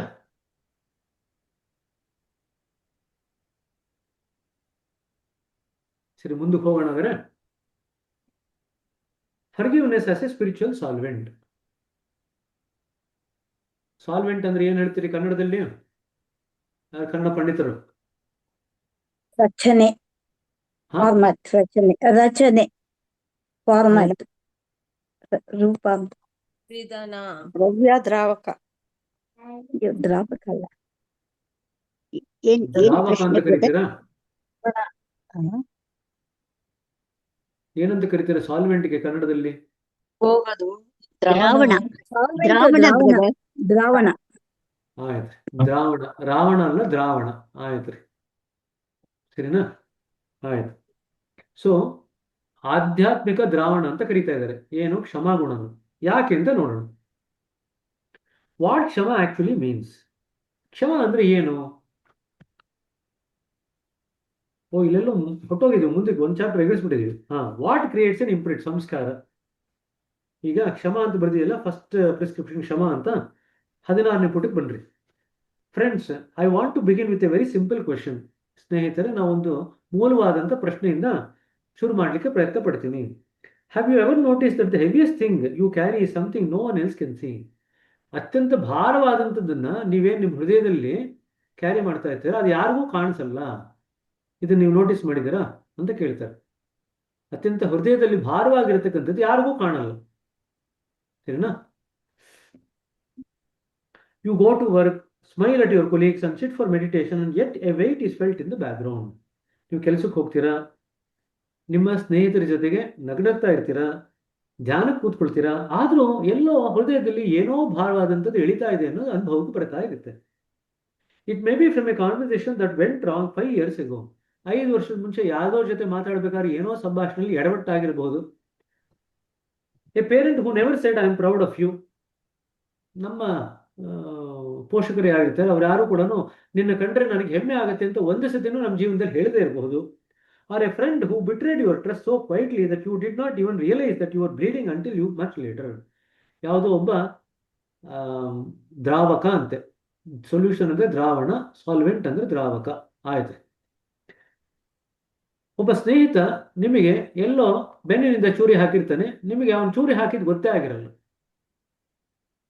ಚೂರಿ ಹಾಕಿದ ನಂತರ ನಿಮಗೆ ಸಾಕಷ್ಟು ರಕ್ತಸ್ರಾವ ಆಗಿರುತ್ತೆ. ಎಷ್ಟೋ ದಿವಸ ಆದ್ಮೇಲೆ ನಿಮಗೆ ಚೂರಿ ಹಾಕಿದ್ದಾನೆ ಅಂತ ಗೊತ್ತಾಗುತ್ತೆ. ನಿಮಗೆ ಗೊತ್ತಿಲ್ಲದಂಗೆ ಬೆನ್ನಿಗೆ ಚೂರಿ ಹಾಕಿರ್ತಾನೆ ಅಂತ ಇಟ್ಕೊಳ್ರಿ. ಇದೆಲ್ಲ ಕೂಡ ನಿಮ್ಮ ಹೃದಯದಲ್ಲಿ ಎಲ್ಲೋ ಒಂದು ಕಡೆ ಆಳವಾದಂತ ಒಂದು ಭಾರವನ್ನು ಸೃಷ್ಟಿ ಮಾಡುತ್ತೆ. We carry these things and we become embodied. ಅದನ್ನು ನಾವು ನಮ್ಮ ಹೃದಯದಲ್ಲೇ ಕ್ಯಾರಿ ಮಾಡ್ತೀವಿ, ಅದರ ಮೂರ್ತಿ ಎತ್ತರ ಆಗ್ಬಿಡ್ತೀವಿ.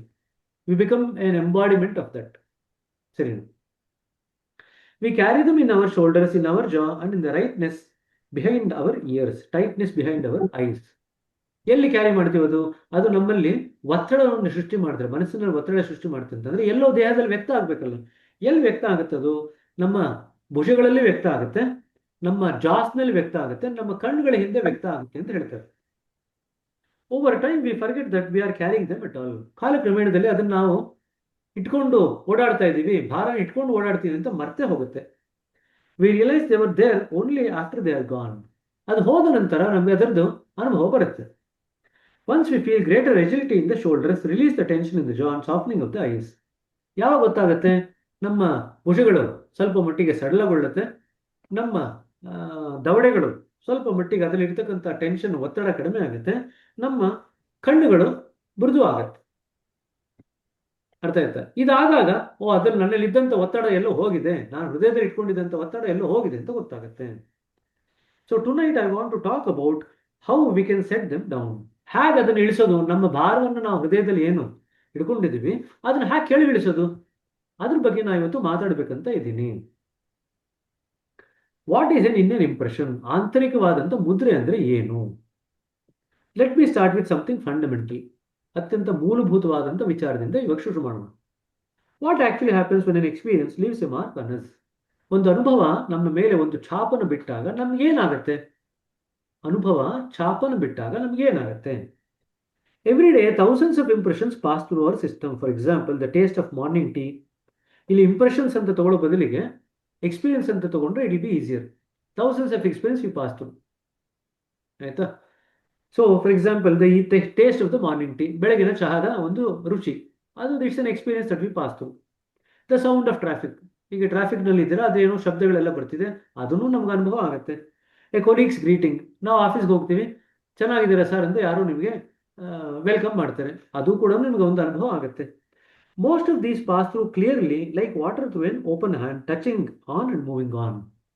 ನೀರು ಹರಿದೋಗೋ ರೀತಿಯಲ್ಲಿ ನಮ್ಮ ಕೈ ಮೇಲೆ ನೀರು ಹಾಕೊಳ್ತು ಅಂತಂದ್ರೆ ನೀರು ಕೈನಲ್ಲಿ ಅಂಟ್ಕೊಳ್ಳಲ್ಲ, ತಾನಾಗಿ ಹರಿದು ಹೋಗ್ಬಿಡುತ್ತೆ ಅಲ್ವಾ? ಸಾಕಷ್ಟು ನೀರನ್ನ ಹುಯ್ದ್ರೂ ಕೂಡ ಎಷ್ಟು ನೀರು ಅಂಟ್ಕೊಳ್ಳುತ್ತೆ ಕೈಗೆ? ಎಲ್ಲವೂ ಹೊರಟೋಗುತ್ತೆ. ನೀವು ಒಂದು 10 ನಿಮಿಷ ನೀರನ್ನು ಹೊರಗಡೆ ಬಿಡ್ತು ಅಂತಂದ್ರೆ, ಬಿಸಿಲಿಗೆ ಬಿಡ್ತು ಅಂತಂದ್ರೆ ಕೈನಲ್ಲಿ ನೀರು ಕೂಡ ಆವಿಯಾಗಿ ಹೋಗುತ್ತೆ. ಅಂದ್ರೆ ಯಾವುದೇ ನಿಮಗೆ ಅನುಭವಗಳು ಪಾಸ್ ಆದ್ರೂ ಕೂಡ ಯಾವುದೂ ಕೂಡ ನಿಮಗೆ ಆಳವಾದಂಥ ಮುದ್ರೆಗಳನ್ನು ಮಾಡ್ತಾ ಇಲ್ಲ. ಸರಿನಾ? ಅನುಭವ ಮುದ್ರೆಯಾಗಿ ಪರಿವರ್ತನೆ ಆಗ್ತಾ ಇಲ್ಲ. ಸಾಕಷ್ಟು ಅನುಭವಗಳನ್ನ ನಾವು ಗಳಿಸ್ತೀವಿ ಪ್ರತಿನಿತ್ಯದಲ್ಲಿ, ಆದ್ರೆ ಎಲ್ಲವೂ ಮುದ್ರೆ ಆಗಿ ಪರಿವರ್ತನೆ ಆಗಲ್ಲ. ಸರಿನಾ? ಮುಂದಕ್ಕೆ ನೋಡೋಣ. But sometimes an experience meets something inside us, like an emotional charge or some sense of personal ownership, and it sticks, leaves a residue. ಕೆಲವೊಮ್ಮೆ ಏನಾಗುತ್ತೆ, ಅನುಭವಗಳು, ಅದಕ್ಕೆ ಹಿಂದಿಂಚು ಇಂಪ್ರೆಷನ್ಸ್ ಎಂದು ಬರ್ಲಿಕ್ಕೆ ಎಕ್ಸ್ಪೀರಿಯನ್ಸ್ ಅಂತ ಬರ್ಕೊಂಡ್ರೆ ಬೆಟರ್ ಆಗುತ್ತೆ. ನೆಕ್ಸ್ಟ್ ಅಲ್ಲಿ ಏನ್ ಬರೀತಾ ಇದ್ದಾರೆ? ಸಮಟೈಮ್ಸ್, ಕೆಲವೊಮ್ಮೆ, N experience meet something inside us. ಅನುಭವ ನಮ್ಮಲ್ಲಿ ಆಂತರಿಕವಾಗಿ ಏನೋ ಇರೋದನ್ನ ಅದು ತಾಕ್ಸತ್ತೆ, ಮುಟ್ಟತ್ತೆ. ಏನದು?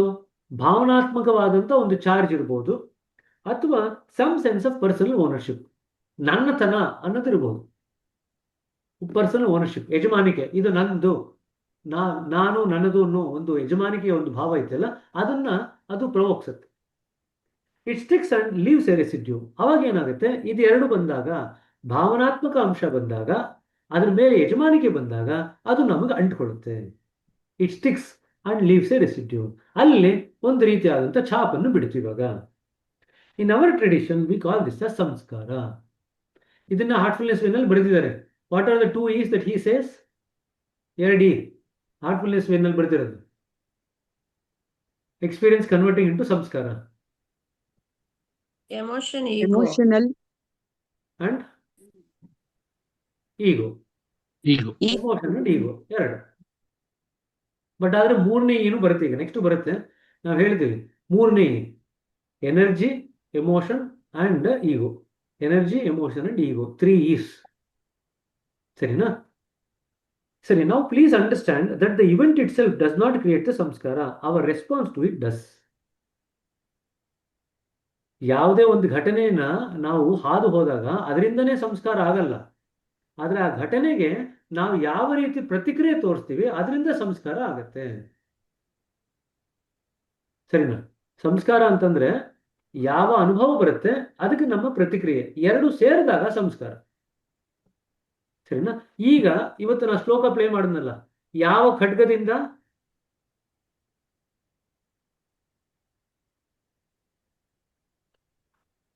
ಮರ್ತೆ ಹೋದ್ರೆ ನಿರಾಸಕ್ತಿಯ ಖಡ್ಗ. ಅನಾಸಕ್ತಿ ಅಥವಾ ನಿರಾಸಕ್ತಿಯ ಖಡ್ಗ ಅಂತ ಹೇಳಿದ್ನಲ್ಲ. ಅನಾಸಕ್ತಿಯಿಂದ ಕರ್ಮವನ್ನು ಮಾಡು, ನಿರಾಸಕ್ತಿಯ ಖಡ್ಗದಿಂದ ಅದನ್ನು ನೀನು ಕಡ್ದು ಹಾಕು ಅಂತ ಹೇಳ್ತಾನೆ. ಹಾಗಾದ್ರೆ ಅನಾಸಕ್ತಿ ನಿರಾಸಕ್ತಿ ಅಂತಂದ್ರೆ ಏನಿಲ್ಲ ಅರ್ಥ? ಅನುಭವ ನಿಮ್ಮಲ್ಲಿ ಬರುತ್ತೆ, ನಿಮ್ಮ ಮುಖಾಂತರ ಹಾದು ಹೋಗುತ್ತೆ, ಅದಕ್ಕೆ ಪ್ರತಿಕೂಲವಾದಂತ ಪ್ರತಿಕ್ರಿಯೆ ತೋರಿಸ್ಬೇಡ. ನಿರಾಸಕ್ತಿ ಅಥವಾ ಅನಾಸಕ್ತಿ ಅಂತಂದ್ರೆ don't show A reaction. That is what he is meant. ಅವಾಗಲೇ ಪಾರ್ವತಮ್ಮ ಅವ್ರು ಕೇಳ್ತಿದಾರಲ್ಲ, ಇದೇ ಅದರ ಅರ್ಥ. ಅನಾಸಕ್ತಿ ನಿರಾಸಕ್ತಿ ಅಂತಂದ್ರೆ ಯಾವುದೇ ಅನುಭವ ನಮ್ಮ ಮುಖಾಂತರ ಹಾದು ಹೋದಾಗ ಅದಕ್ಕೆ ನಾವು ಪ್ರತಿಕೂಲವಾದಂಥ ಪ್ರತಿಕ್ರಿಯೆಯನ್ನು ತೋರಿಸ್ಲಿಕ್ಕೆ ಹೋಗ್ಬಾರ್ದು. ಸಾಮಾನ್ಯವಾಗಿ ಪ್ರತಿಕ್ರಿಯೆ ತೋರಿಸಿದಾಗ ಅದಕ್ಕೆ ಭಾವನೆಗಳನ್ನು ಹಾಕಿರ್ತೀವಿ, ಶಕ್ತಿಯನ್ನು ತುಂಬಿರ್ತೀವಿ, ಅಹಮ್ಮನ್ನು ತುಂಬಿರ್ತೀವಿ. ಈ ಮೂರನ್ನು ತುಂಬಿರ್ತೀವಿ ಪ್ರತಿಕ್ರಿಯೆನಲ್ಲಿ. ಕರೆಕ್ಟಾ? ಅನುಭವನೇ ನಿಮ್ಗೇನು ಮಾಡಲ್ಲ. ಅನುಭವಕ್ಕೆ ಬಂದಂತ ನೀವು ಕೊಡ್ತಕ್ಕಂಥ ಪ್ರತಿಕ್ರಿಯೆನಲ್ಲಿ ಮೂರಿರುತ್ತೆ. ಭಾವನೆ ಇರುತ್ತೆ, ಅಹಂ ಇರುತ್ತೆ, ಶಕ್ತಿ ಇರುತ್ತೆ. ಎನರ್ಜಿ, ಈಗೋ ಅಂಡ್ ಎಮೋಷನ್, ಈ ಮೂರು ಇರುತ್ತೆ. ಸರಿನಾ? ತುಂಬಾ ಜನ ಈ ಆಸ್ಪೆಕ್ಟ್ ಮರೆತು ಹೋಗ್ತಾರೆ. It is not only the experience that leaves the impression, it is the reaction to the experience that actually forms the samskara. The reaction. ಹಾಗಾದ್ರೆ ಜಡಭರತನ ಕತೆ ಬರುತ್ತಲ್ವಾ, ಜಡಭರತನದಲ್ಲಿ ಅವನು ರಾಜ ಬಂದು ಬೈತಾ ಇರ್ತಾನೆ ಅವನಿಗೆ, ಇವನು ಯಾವುದಕ್ಕೂ ತಲೆ ಕೆಡಿಸ್ಕೊಡೋದು ಜಡಭರತ. ಹಾಗಾದ್ರೆ ಅವನು ಏನ್ ಮಾಡ್ತಾ ಇಲ್ಲ, ರಿಯಾಕ್ಷನ್ ತೋರಿಸ್ತಾರೆ. ಪ್ರತಿಕ್ರಿಯೆ. he is not reacting, ಪ್ರತಿಕ್ರಿಯೆ ರಿಯಾಕ್ಟಿಂಗ್. ಸೊ ರಿಯಾಕ್ಷನ್ ತೋರಿಸ್ತಾ ಇಲ್ಲ, ರೆಸ್ಪಾನ್ಸು ಕೊಡ್ತಾ ಇಲ್ಲ. ಈಗ ಕಾಲಕ್ರಮೇಣದಲ್ಲಿ ಇದು ರಿಯಾಕ್ಷನ್ ಆಯ್ತು, ರೆಸ್ಪಾನ್ಸ್ ಏನಾಗುತ್ತೆ ಅಂತ ನೋಡೋಣ. ಇನ್ನು ಅದಕ್ಕೆ ಇನ್ನೂ ಬಂದಿಲ್ಲ. ಸೊ ರಿಯಾಕ್ಷನ್ ತೋರಿಸ್ತಾ ಇಲ್ಲ. ತಕ್ಷಣ ನಮ್ಮ ಹೃದಯಕ್ಕೆ ಮನಸ್ಸಿಗೆ ಏನ್ ಬರುತ್ತಲ್ವಾ ರಿಯಾಕ್ಷನ್, ಅದನ್ನ ತೋರಿಸ್ತಾ ಇಲ್ಲ ಜಡ ಬರುತ್ತೆ. ಸರಿನಾ? ಹಾಗಾದ್ರೆ ಆಧ್ಯಾತ್ಮಿಕ ವ್ಯಕ್ತಿ ತಕ್ಷಣ ರಿಯಾಕ್ಷನ್ ತೋರಿಸಿಲ್ಲ ಅಂತಂದ್ರೆ ಅವರು ಸಮತ್ವದ ಸ್ಥಿತಿನಲ್ಲಿ ನೆಲೆಗೊಳ್ಳಿಕ್ಕೆ ಅವಕಾಶ ಆಗುತ್ತೆ. ಸಮತ್ವದ ಸ್ಥಿತಿ ಬೇಕಂತಂದ್ರೆ ತಕ್ಷಣ ನೀವು ರಿಯಾಕ್ಷನ್ ತೋರಿಸ್ಬಿಟ್ರೆ ನೀವು ಸಮತ್ವದ ಸ್ಥಿತಿಯಲ್ಲಿ ನೆಲೆಗೊಳ್ಳಿಕ್ಕೆ ಸಾಧ್ಯನೇ ಇಲ್ಲ. ಏಕೆಂತಂದ್ರೆ ನಿಮ್ಮ ವಿವೇಚನಾತ್ಮಕ ಬುದ್ಧಿಗೆ ಕೆಲಸ ಮಾಡ್ಲಿಕ್ಕೆ ನೀವು ಅವಕಾಶನೇ ಕೊಡ್ತಾ ಇಲ್ಲ. You are not allowing your discriminative mind to work. ವಿವೇಕ ಕೆಲಸನೇ ಕೊಡ್ತಾ ಇಲ್ಲ. ವಿವೇಕ ಕೆಲಸನೇ ಕೊಡ್ಲಿಲ್ಲ ಅಂತಂದ್ರೆ ಸಮತ್ವ ಎಲ್ಲಿ ಬರ್ಲಿಕ್ಕೆ ಸಾಧ್ಯ ಇಲ್ಲ. ಎರಡು ಕೃಷ್ಣ ಭಗವಂತ ಯೋಗ ಅಂತ ಹೇಳ್ತಾನೆ. ಯಾವ್ಯಾವುದನ್ನು ಯೋಗ ಅಂತ ಹೇಳ್ತಾನೆ ಭಗವದ್ಗೀತೆನಲ್ಲಿ? ಒಂದು ಹೇಳಿದೆ ಇವಾಗ, ಸಮತ್ವಂ ಯೋಗ ಮುಚ್ಚತೆ ಅಂತ ಹೇಳ್ತಾನೆ. ಸಮತ್ವವೇ ಯೋಗ ಅಂತ ಹೇಳ್ತಾನೆ. ಸರಿನಾ? ಸಮತ್ವ ಈಸ್ ಬ್ಯಾಲೆನ್ಸ್, ಈಸ್ ಯೋಗ. ಸರಿನಾ? ಅಂದ್ರೆ ಗುಡ್ ಆಗ್ಬೋದು, ಬ್ಯಾಡ್ ಆಗ್ಬೋದು, ಪ್ರಾಫಿಟ್ ಆಗ್ಬೋದು, ಲಾಸ್ ಆಗ್ಬೋದು. ಎಲ್ಲಾ ಸ್ಥಿತಿನಲ್ಲೂ ಬ್ಯಾಲೆನ್ಸ್ ಆಗಿದ್ದಾಗ, ಸಮತ್ವದಲ್ಲಿದ್ದಾಗ ಅವನು ಯೋಗಿ ಅಂತ ಕರೀತಾನೆ. ಸರಿನಾ? ಈಗ ಜರಾಸಂಧ ಸುಮಾರು ಸತಿ ಕೃಷ್ಣನ್ನ ಓಡಿಸ್ಕೊಂಡು ಹೋಗ್ತಾನೆ. 16 ಸತಿ ಕೃಷ್ಣನ್ ಸೋಲಿಸ್ತಾನೆ. ಕೃಷ್ಣನ್ಗೆ ಜರಾಸಂಧನ ಸೋಲಿಸ್ಲಿಕ್ಕೆ ಆಗಲ್ಲ. ಸರಿನಾ? ಜರಾಸಂಧ ಕೃಷ್ಣನ ಸೋಲಿಸಿ ಕೃಷ್ಣನ್ಗೆ ಅವನ ಜೊತೆ ಯುದ್ಧ ಮಾಡಿ ಮಾಡಿ ಸುಸ್ತಾಗೋಗುತ್ತೆ. ಎಷ್ಟಪ್ಪ ಜೀವನ ಪೂರ್ತಿ ಇವನ ಜೊತೆ ಯುದ್ಧ ಮಾಡ್ತಿರ್ಬೇಕಂದ್ರೆ ಹೆಂಗೆ, ಯಾದವ್ರಿಗೆಲ್ಲ ನೆಮ್ಮದಿನೇ ಇರಲ್ಲ ಅಂತ ಹೇಳಿ ಕೃಷ್ಣ ಏನ್ ಹೇಳ್ತಾನೆ, ಮಥುರೆಯಿಂದ ನಾವು ದ್ವಾರಕಕ್ಕೆ ಹೋಗೋಣ ಅಂತ ಹೇಳ್ತಾನೆ. ಸೊ ಆವಾಗ ದ್ವಾರಕಾಪಟ್ಟಣ ನಿರ್ಮಾಣ ಮಾಡಿ ಅಲ್ಲಿ ಹೋಗಿ ನೆಲೆಸ್ತಾನೆ. ಯಾಕೆಂತಂದ್ರೆ ಜರಾಸಂಧ ಅಲ್ಲಿವರೆಗೂ ಬಂದು ಯುದ್ಧ ಮಾಡಲ್ಲ ಅಂತ. ಸರಿ, ಹಾಗಾದ್ರೆ ನೋಡ್ರಿ ಕೃಷ್ಣ ಏನ್ ಮಾಡ್ದ ನೋಡ್ರಿ. ಅದೇ ನಮ್ಮ ಅರ್ಜುನ ಅಭಿಮನ್ಯು ಸತ್ತೋಗ್ತಾನೆ. ತಕ್ಷಣ ಏನ್ ಮಾಡ್ದ, ಬಂದಿದ ತಕ್ಷಣ ರಿಯಾಕ್ಷನ್ ಏನ್ ಮಾಡ್ತಾನೆ, ರಿಯಾಕ್ಷನ್ ಶಪಥ ಮಾಡ್ತಾನೆ, ನಾನು ನನ್ನ ಶಪಥ ಮಗನ್ನ ಮಾಡ್ತಾನೆ. ಕೊಂದವ್ರನ್ನ ನಾನು ಸಾಯಿಸ್ತೀನಿ ಅಂತ. ನನ್ನ ಮಗನ್ನ ಯಾರು ಕೊಂದ್ಲಿಕ್ಕೆ, ಸಾಯಿಸ್ಲಿಕ್ಕೆ ಯಾರು ಕಾರಣರಾಗಿರ್ತಾರೋ ಅವ್ರನ್ನ ನಾಳೆ ಸಾಯಂಕಾಲದೊಳಗೆ ಸಾಯಿಸ್ತೀನಿ. ಸೂರ್ಯ ಅಸ್ತ ಆಗೋದ್ರಲ್ಲಿ ಅವ್ರು ಯಾರು ಸಾಯಿಸಕ್ ಆಗ್ಲಿಲ್ಲ ಅಂತಂದ್ರೆ ನಾನ್ ಸತ್ತೋಗ್ತೀನಿ ಅಂತ ಶಪಥ ಮಾಡ್ತಾನೆ. ಕರೆಕ್ಟಾ? ಅದು ರಿಯಾಕ್ಷನ್. ಕೃಷ್ಣ 16 ಸತಿ ಸೋಲಿಸಿದ್ರು ಕೂಡ ಯಾವ ರಿಯಾಕ್ಷನ್ ತೋರಿಸಲ್ಲ. ಇದಕ್ಕೆ ಏನ್ ಸೊಲ್ಯೂಷನ್ ಅಂತ ಯೋಚನೆ ಮಾಡ್ತಾನೆ, ಆ ಸೊಲ್ಯೂಷನ್ ಇಂಪ್ಲಿಮೆಂಟ್ ಮಾಡ್ತಾನೆ. ಕೃಷ್ಣ ಇಡೀ ಜೀವನದಲ್ಲಿ ಎಲ್ಲೂ ಜಾಸ್ತಿ ರಿಯಾಕ್ಷನ್ ತೋರಿಸ್ಲಿಕ್ಕೆ ಹೋಗಲ್ಲ. ಹಾಗಾಗಿ ಅವನು ಯಾವ ಶಪಥನೂ ಮಾಡುವಂತ ಅವಶ್ಯಕತೆ ಬರಲ್ಲ. ಪಾಂಡವರೆಲ್ಲ ಎಲ್ಲಾ ಕಡೆನೂ ರಿಯಾಕ್ಷನ್ ತೋರಿಸೋದ್ರಿಂದ ಅಲ್ಲಲ್ಲಿ ಅವಾಗ ಶಪಥ ಮಾಡ್ತಾ ಇರ್ತಾರೆ. ಶಪಥ ಮಾಡ್ಬಿಟ್ಟು ಕೃಷ್ಣನಿಗೆ ಹೇಳ್ತಾರೆ, ನೀನ್ ನಮ್ ಶಬ್ದ ನೋಡ್ಕೋ ಅಂತ. ನಾವು ನಮ್ ಶಬ್ದ ನೋಡ್ಕೊಳ್ಳಲ್ಲ, ನೀನೇ ನಮ್ ಶಬ್ದ ನೋಡ್ಕೋಬೇಕು ಅಂತ. ಅರ್ಥ ಆಯ್ತಾ? ಕೃಷ್ಣ ಬೈತಾನೆ ಆಕ್ಚುಲಿ, ನಿಮಗೆ ಮಾತುಕತೆಗೆಲ್ಲ ಶಬ್ದ ಮಾಡಿದ್ರೆ ನಿಮ್ಗೇನ್ ಬುದ್ಧಿ ಇದೆಯಾ ಇಲ್ವಾ ಅಂತ. Many times Krishna scold Pandavas, ನಿಮ್ಗೆ ಯಾಕೆ ಅಷ್ಟೊಂದು ಶಬ್ದ ಮಾಡೋದು ಚಪಲ ಅಂತ. ಭೀಷ್ಮ ಶಪಥ ಮಾಡ್ತೇನೆ, ಅವನ ಶಪಥನ ಇವನು ಮತ್ತೆ ಕಾಪಾಡಬೇಕು. ಅರ್ಜುನ ಶಪಥ ಮಾಡ್ತೇನೆ, ಅವನ ಶಪಥನ ಇವನು ಕಾಪಾಡಬೇಕು. ಒಬ್ಬೊಬ್ಬರು ಶಪಥ ಮಾಡ್ತಾ ಇರ್ತಾರೆ. ಅರ್ಥ ಆಯ್ತು? ಸೊ ಇನ್ ಜನರಲ್ ರಿಯಾಕ್ಷನ್ ಎಲ್ಲ ಕೂಡ ನಾವು ಶಪಥ ಮಾಡಿದಂತ ರೀತಿಯಲ್ಲಿ ಬರುತ್ತೆ. ಸರಿನಾ? ಸೊ ಇದು ಜ್ಞಾಪಕ ಇಟ್ಕೊಳ್ರಿ. ಸೊ ಮೂರು ಏನೇನು ಹಾಕ್ತೀರಾ ಇವಾಗ, ಎನರ್ಜಿ, ಎಮೋಷನ್ ಮತ್ತೆ ಈಗೋ. These are the 5 things, 3 things that you put to the experience to convert it into samskara. Sarina? Now please understand that the event itself does not create the samskara, but the response to it does. Two people can go through the same experience and one walks away clean while the other carries the impression for 30 years. ಇಬ್ಬರು ಅದೇ ಅನುಭವದ ಮುಖಾಂತರ ಹಾಗೋಗ್ಬೋದು. ಆದ್ರೆ ಒಬ್ಬನಲ್ಲಿ ಸಂಸ್ಕಾರ ಸೃಷ್ಟಿ ಆಗ್ಬೋದು, ಇನ್ನೊಬ್ಬನಲ್ಲಿ 30 ವರ್ಷ ಇರ್ಬೋದು ಆ ಸಂಸ್ಕಾರ, ಇನ್ನೊಬ್ಬನಲ್ಲಿ ಸಂಸ್ಕಾರ ಸೃಷ್ಟಿನೇ ಆಗದೇನೆ ಇರ್ಬೋದು. ಸರಿನಾ? What creates the difference? ಹಾಗಾದ್ರೆ ಇಬ್ಬರಲ್ಲಿ ಆಗ್ತಕ್ಕಂಥ ವ್ಯತ್ಯಾಸ ಏನು? 3 ಥಿಂಗ್ಸ್. ಇಲ್ಲಿ ಮೆಮರಿ ಅಂತ ಕೃಷ್ಣ ಹೇಳ್ತಾನೆ, ನೆನಪು ಅಂತ ಹೇಳ್ತಾನೆ. ನಾವು ನೆನಪಿಸ್ಕೊಂಡಾಗ ಆ ಏನ್ ಅನುಭವ ಇರುತ್ತೆ ಅದಕ್ಕೆ ನಾವು ಶಕ್ತಿಯನ್ನು ಹಾಕ್ತಾ ಹೋಗ್ತೀವಿ. So when you use the word memory / energy, it will be easy understandable. ಇಲ್ಲಿ ದಾಜಿಯವರದನ್ನು ಮೆಮರಿ ಅಂತ ಬರೀತಾರೆ. But every time we remember something, we add energy to it. That's what we are doing. ಸರಿನಾ? ಸೊ 3 ವಿಚಾರಗಳನ್ನು ಅದಕ್ಕೆ ಸೇರಿಸಿದಾಗ, 3 ವಸ್ತುಗಳನ್ನು ಸೇರಿಸಿದಾಗ ಅದು ಸಂಸ್ಕಾರ ಆಗಿ ಪರಿವರ್ತನೆ ಆಗುತ್ತೆ. ಏನದು? ಒಂದು ನೆನಪು, ಎರಡನೇದು ಭಾವೋದ್ರೇಕದ ಒಂದು ಅಂಶ, ಮೂರನೇದು essence of this happen to me only. ನನಗೇ ಇದಾಯ್ತು. ನಾ ಹೇಳಿದ್ನಲ್ಲ, ಜಗತ್ತಿನಲ್ಲಿ ಏನ್ ಕಷ್ಟ ಆದ್ರೂ ಕೂಡ ಭಗವಂತ ಎಲ್ಲ ಕಷ್ಟ ನನಗೆ ಕೊಟ್ಟಿದ್ದೀನಿ, ಜಗತ್ತಿನಿಗೆ ಯಾರಿಗೂ ಕಷ್ಟನೇ ಕೊಟ್ಟಿಲ್ಲ. ಭಗವಂತನಿಗೆ ನನಗೆ ಕಷ್ಟ ಕೊಡೋದ್ರಲ್ಲೇ ಅವ್ನು ಬ್ಯುಸಿ ಆಗಿದ್ದಾನೆ, ಬೇರೆ ಏನು ಕೆಲಸ ಇಲ್ಲ ಭಗವಂತನಿಗೆ ಅಂತ ನಾವು ಅನ್ಕೊಳ್ತೀವಿ. We think that God is busy only giving us suffering. Nobody else is impacted and God has no other work. That's what we imagine. ಸರಿನಾ? When all these 3 things come together and when an experience is remembered with heat and a strong sense of eye and mind, the imprint deepens. So ಈಗ ಅದು ಆಳಕ್ಕೆ ಹೋಗ್ಬೇಕು. ಯಾವುದು? ಛಾಪು. ಈ 3 ಸೇರಿಸಿದಾಗ, ಅದಕ್ಕೆ ಕಾವನ್ನು ಕೊಟ್ಟಾಗ, ಇದು ನಾನು ನನ್ನದು ಅನ್ನೋದನ್ನ ಅದಕ್ಕೆ ಸೇರಿಸಿದಾಗ ಅದು ಆಳಕ್ಕೆ ಹೋಗ್ಲಿಕ್ಕೆ ಶುರು ಆಗುತ್ತೆ. And with repetition, with every retelling of the story, every rehearsal of the hurt, the groove becomes deeper.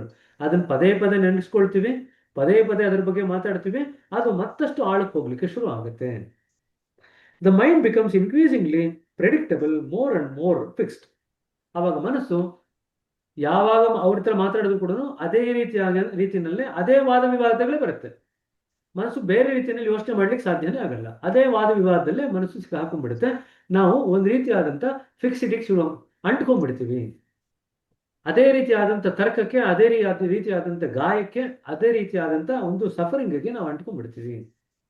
Over time these impressions form patterns.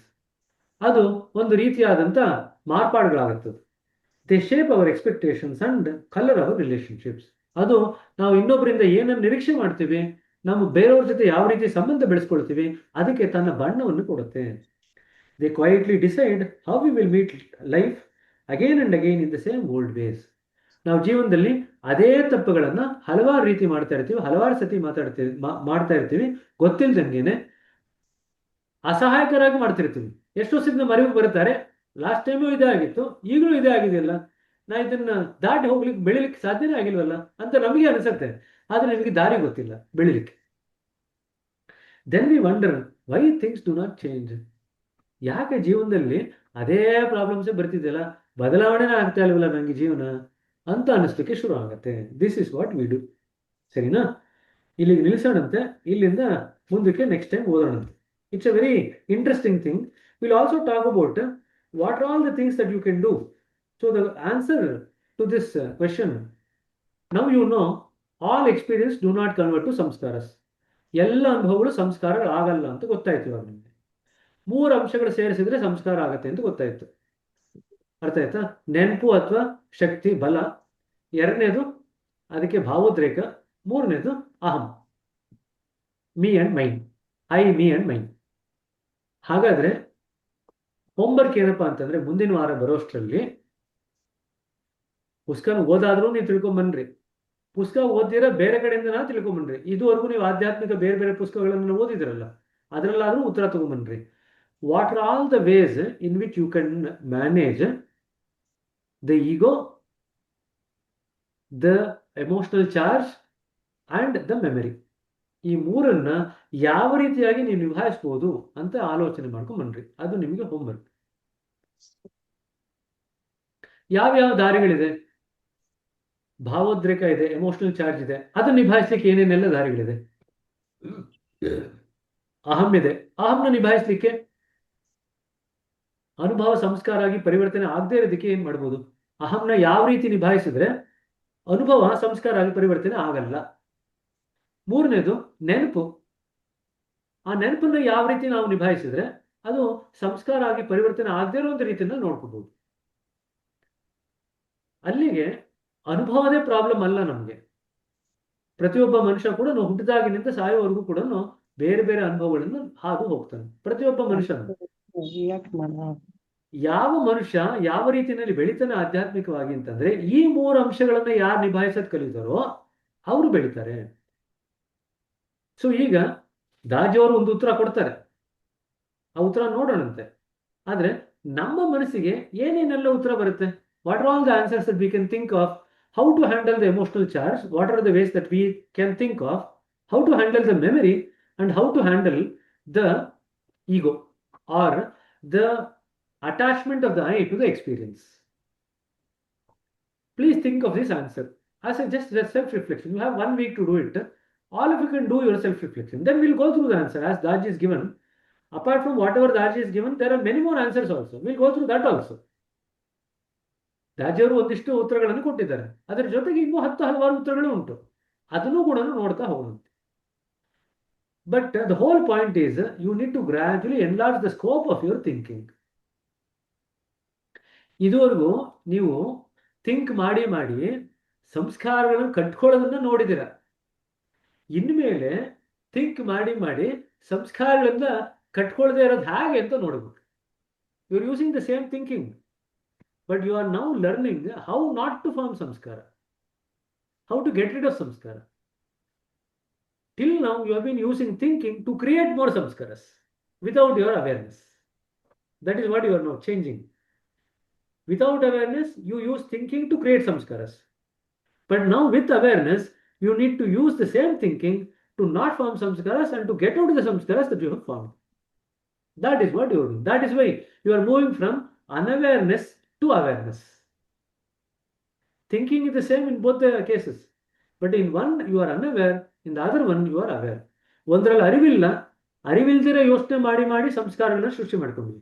ಈಗ ಅರಿವಿನಿಂದ ಯೋಚನೆ ಮಾಡಿ ಸಂಸ್ಕಾರಗಳಿಂದ ಬಿಡಿಸ್ಕೊಳ್ಳೋದು ಹಾಗೆ ಸಂಸ್ಕಾರ ಆಗದೆ ಇರುವಂತ ರೀತಿನಲ್ಲಿ ಜೀವನ ಮಾಡಿದ ಹಾಗೆ ಅದನ್ನ ನೋಡ್ತೀವಿ. ನಾ ಏನ್ ಹೇಳಿದೆ, ಅಷ್ಟವಕ್ರ ಗೀತೆ ನಿಮ್ಮನ್ನ ಕಾಲಕ್ರಮೇಣದಲ್ಲಿ ಅರಿವಿಲ್ದೇ ಇರ್ತಕ್ಕಂಥ ಸ್ಥಿತಿಯಿಂದ ಅರಿವಿರ್ತಕ್ಕಂಥ ಸ್ಥಿತಿ ಕರ್ಕೊಂಡು ಹೋಗಿ ಕೂಡಿಸುತ್ತೆ.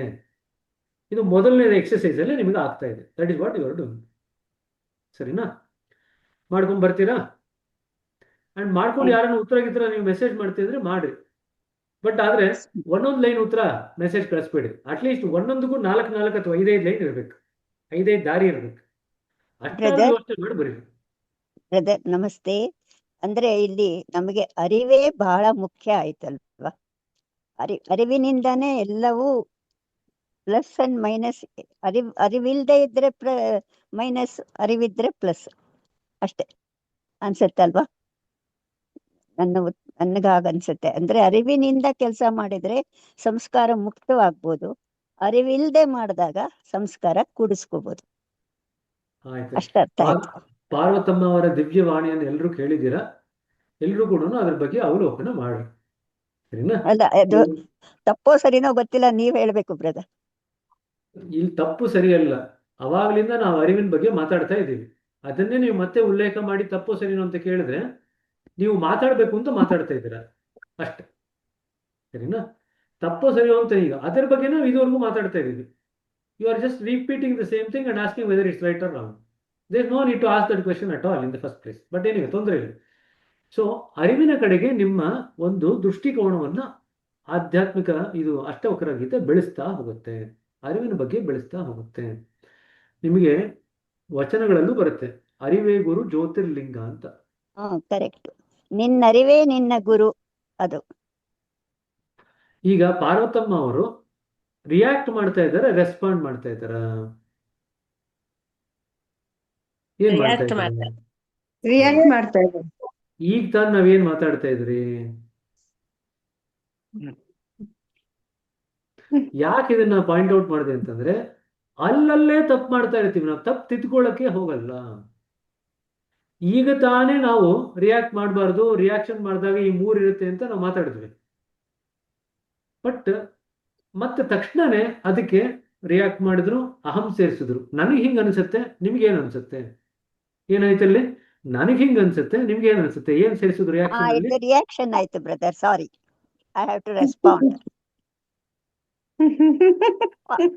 Take pass. Okay sister, please keep quiet. That is non-reaction. Keep quiet. Okay? When you ask the question, ನನಗೆ ಹಿಂಗೆ ಅನಿಸುತ್ತೆ, ನಿಮಗೆ ಏನು ಅನಿಸುತ್ತೆ ಸರಿ ಹೇಳ್ರಿ ಅಂತಂದ್ರೆ, ಅಲ್ಲಿ ಏನು ಸೇರಿಸಿದ್ರಿ ನೀವು? Immediately you added the I, ಅಹಂನ ಸೇರಿಸಿದ್ರಿ. ಇದನ್ನೇ ನಾವು ಮಾಡ್ತಿರತಕ್ಕಂಥ ತಪ್ಪು. ನೋಡಿ, ತಕ್ಷಣದಲ್ಲೇ ನಾವು ಮಾಡ್ತೀವಿ, ನಮ್ಗೆ ಅರಿವೇ ಇಲ್ಲ, ಮಾಡ್ತಾ ಇದ್ದೀನಿ ಅಂತ ಅರಿವೇ ಇಲ್ಲ, but we immediately do it. Normally we don't point it out like this, but this was a very good exercise to learn. ಇಲ್ಲಿ ಯಾಕೆ ಪಾಯಿಂಟ್ ಔಟ್ ಮಾಡಿದ್ದು ಅಂತಂದ್ರೆ, ತಕ್ಷಣ ಅಲ್ಲೇ ಮಾಡಿದ್ರು, ತಕ್ಷಣ ಅಲ್ಲೇ ಅವರಿಗೆ ಗೊತ್ತಿಲ್ಲದೇನೆ ಮಾಡಿದ್ರು, ಅರಿವೇ ಇಲ್ಲ. ಅರಿವಿದ್ದಿದ್ರೆ ಅವ್ರು ಅದನ್ನು ಮಾಡ್ಲಿಕ್ಕೆ ಹೋಗ್ತಾ ಇರಲಿಲ್ಲ. ಇದನ್ನೇ ಬೆಳೆಸ್ಕೋಬೇಕು. This is what you have to learn. ಇದನ್ನೇ ಅಷ್ಟವಕ್ರ ಗೀತೆ ಹೇಳ್ಕೊಡ್ತಾ ಇರೋದು. ಇದನ್ನೇ ಜೀವನದಲ್ಲಿ ಅಳವಡಿಸ್ಕೊಳ್ಳಿಕ್ಕೆ ಪ್ರಯತ್ನ ಪಡಬೇಕು. ಸರಿನಾ? ಆಯ್ತು, ಜೀಜು ಅವ್ರಿಗೆ ಹೇಳ್ರಿ. Brother, on the book, on the top of the book, it's written Daji Kamlesh Patel, RPH. What is that, brother? That is something related to his pharmacy. Pharmacy degree, no? Okay. From Okay. US. That is what. Since he feels that this is more like a book written by pharmacist, and he compares Ashtavakra to pharmacist, that's why he's put that title there. ಆಯ್ತು, ಸರಿ ಕಣ್ರಿ. ಬಸವರಾಜ್ ಅವ್ರು ಕೇಳ್ರಿ. Brother ನಮಸ್ತೆ. ಆ ಪ್ರಕೃತಿಯ ತ್ರಿಗುಣಗಳು ಅಂದ್ರೆ ಯಾವ ಬ್ರದರ್? ಸತ್ವ, ರಜಸ್ಸು, ತಮಸ್. Okay, thank you. ನೋಡ್ರಿ, ಪ್ರಕೃತಿನಲ್ಲಿ ಭಗವಂತ ನಾನು 4 ವರ್ಣದವರನ್ನ ನಾನೇ ಸೃಷ್ಟಿ ಮಾಡಿದೆ ಅಂತ ಬರೀತಾನೆ. ಬ್ರಾಹ್ಮಣರು, ಶೂದ್ರರು, ಕ್ಷತ್ರಿಯರು ಮತ್ತು ವೈಶ್ಯರು ಅಂತ 4 ವರ್ಣದವರು ಇದಾರಲ್ವಾ, ಅವನ್ನೆಲ್ಲ ನಾನೇ ಸೃಷ್ಟಿ ಮಾಡಿದ್ದು ಅಂತ ಭಗವಂತ ಬರೀತಾನೆ. ಯಾವ ಆಧಾರದ ಮೇಲೆ ಸೃಷ್ಟಿ ಮಾಡಿದೆ ಅಂತ ಕೇಳಿದ್ರೆ 3 ಗುಣಗಳ ಆಧಾರದ ಮೇಲೆ ಅಂತ ಹೇಳ್ತಾನೆ. 3 ಗುಣಗಳಲ್ಲಿ ಯಾವುದು ಹೆಚ್ಚಾಗಿರುತ್ತೋ ಅದರ ಪ್ರಕಾರ ಅವರು ಒಂದು ವರ್ಗಕ್ಕೆ ಸೇರ್ತಾರೆ ಅಷ್ಟೇ. ಸರಿನಾ? ಕ್ಷತ್ರಿಯರಾದವರಿಗೆ ರಜಸ್ಸಿನ ಗುಣ ಜಾಸ್ತಿ ಇರಬೇಕು. ಗುಣತ್ರಯ ವಿಭಾಗ ಯೋಗ ಅಂತ ಬರುತ್ತೆ ಭಗವದ್ಗೀತೆಯಲ್ಲಿ. ಯಾರಿಗಾನ ಆಸಕ್ತಿ ಇತ್ತು ಅಂತಂದ್ರೆ ಗುಣತ್ರಯ ವಿಭಾಗ ಯೋಗ ಅದನ್ನ ನೋಡ್ತು ಅಂತಂದ್ರೆ ಯಾವ್ಯಾವ ಗುಣಗಳು ಯಾವ ವರ್ಣದವರಲ್ಲಿ ಜಾಸ್ತಿ ಇರುತ್ತೆ ಅಂತ ಗೊತ್ತಾಗುತ್ತೆ. ಸರಿನಾ? ಸೊ ಬ್ರಾಹ್ಮಣರಾಯ್ತು ಅಂತಂದ್ರೆ ಯಾವ ರೀತಿ ನಡ್ಕೊಳ್ತಾರೆ, ಯಾವ ಗುಣಗಳು ಜಾಸ್ತಿ ಇರುತ್ತೆ. ಕ್ಷತ್ರಿಯರಾಯ್ತು ಅಂತಂದ್ರೆ ಯಾವ ರೀತಿ ನಡ್ಕೊಳ್ತಾರೆ, ಯಾವ ಗುಣಗಳು ಜಾಸ್ತಿ ಇರುತ್ತೆ. ವೈಶ್ಯರಾದ್ರೆ ಯಾವ ಗುಣ ಜಾಸ್ತಿ ಇರುತ್ತೆ, ಹೇಗೆ ನಡ್ಕೊಳ್ತಾರೆ, ಸ್ವಭಾವ ಹೇಗಿರುತ್ತೆ. ಶೂದ್ರ ಆಯ್ತು ಅಂತಂದ್ರೆ ಇದು ಜಾತಿಗೆ ಸಂಬಂಧಪಟ್ಟಿದ್ದಲ್ಲ, ಹುಟ್ಟಿನಿಂದ ಬಂದದ್ದಲ್ಲ, ನಿಮ್ಮ ಸ್ವಭಾವದ ಅನುಗುಣವಾಗಿ ಅದನ್ನು ನೀವು ಕ್ಷತ್ರಿಯ ಅಥವಾ ಬ್ರಾಹ್ಮಣ ಅಂತ ಅಥವಾ ಶೂದ್ರ ಅಥವಾ ವೈಶ್ಯ ಅಂತ ನಿಮ್ಮನ್ನು ನೀವು ವರ್ಗೀಕರಣ ಮಾಡಬಹುದು. It's not based on birth, it is based on your nature, the three gunas that you carry, the mix of the three gunas that you carry. ಸರಿನಾ? ಸೊ ಗುಣತ್ರಯ ವಿಭಾಗ ಯೋಗ ಯಾರಿಗಾನ ಇಂಟ್ರೆಸ್ಟ್ ಇತ್ತು ಅಂತಂದ್ರೆ ದಯವಿಟ್ಟು ನೋಡ್ರಿ. ಸರಿನಾ? ಆಯ್ತ್ರಿ, ಸುಮಾರು ಹೊತ್ತೇ ಆಯ್ತು, 7:40 ಆಗ್ತಾ ಬಂತು. ಎಲ್ರಿಗೂ ಕೂಡ ಧನ್ಯವಾದಗಳು. ಎಲ್ಲರೂ ಕೂಡ ಕೈ ಮುಗಿದು ಆಲ್ರೆಡಿ ಥ್ಯಾಂಕ್ ಯು ಬ್ರದರ್ ಅಂತ ಹೇಳೋವರೆಗೆ ಹೋಗ್ಲಿಕ್ಕೆ ಶುರು ಮಾಡಿದ್ರು. ಇನ್ನು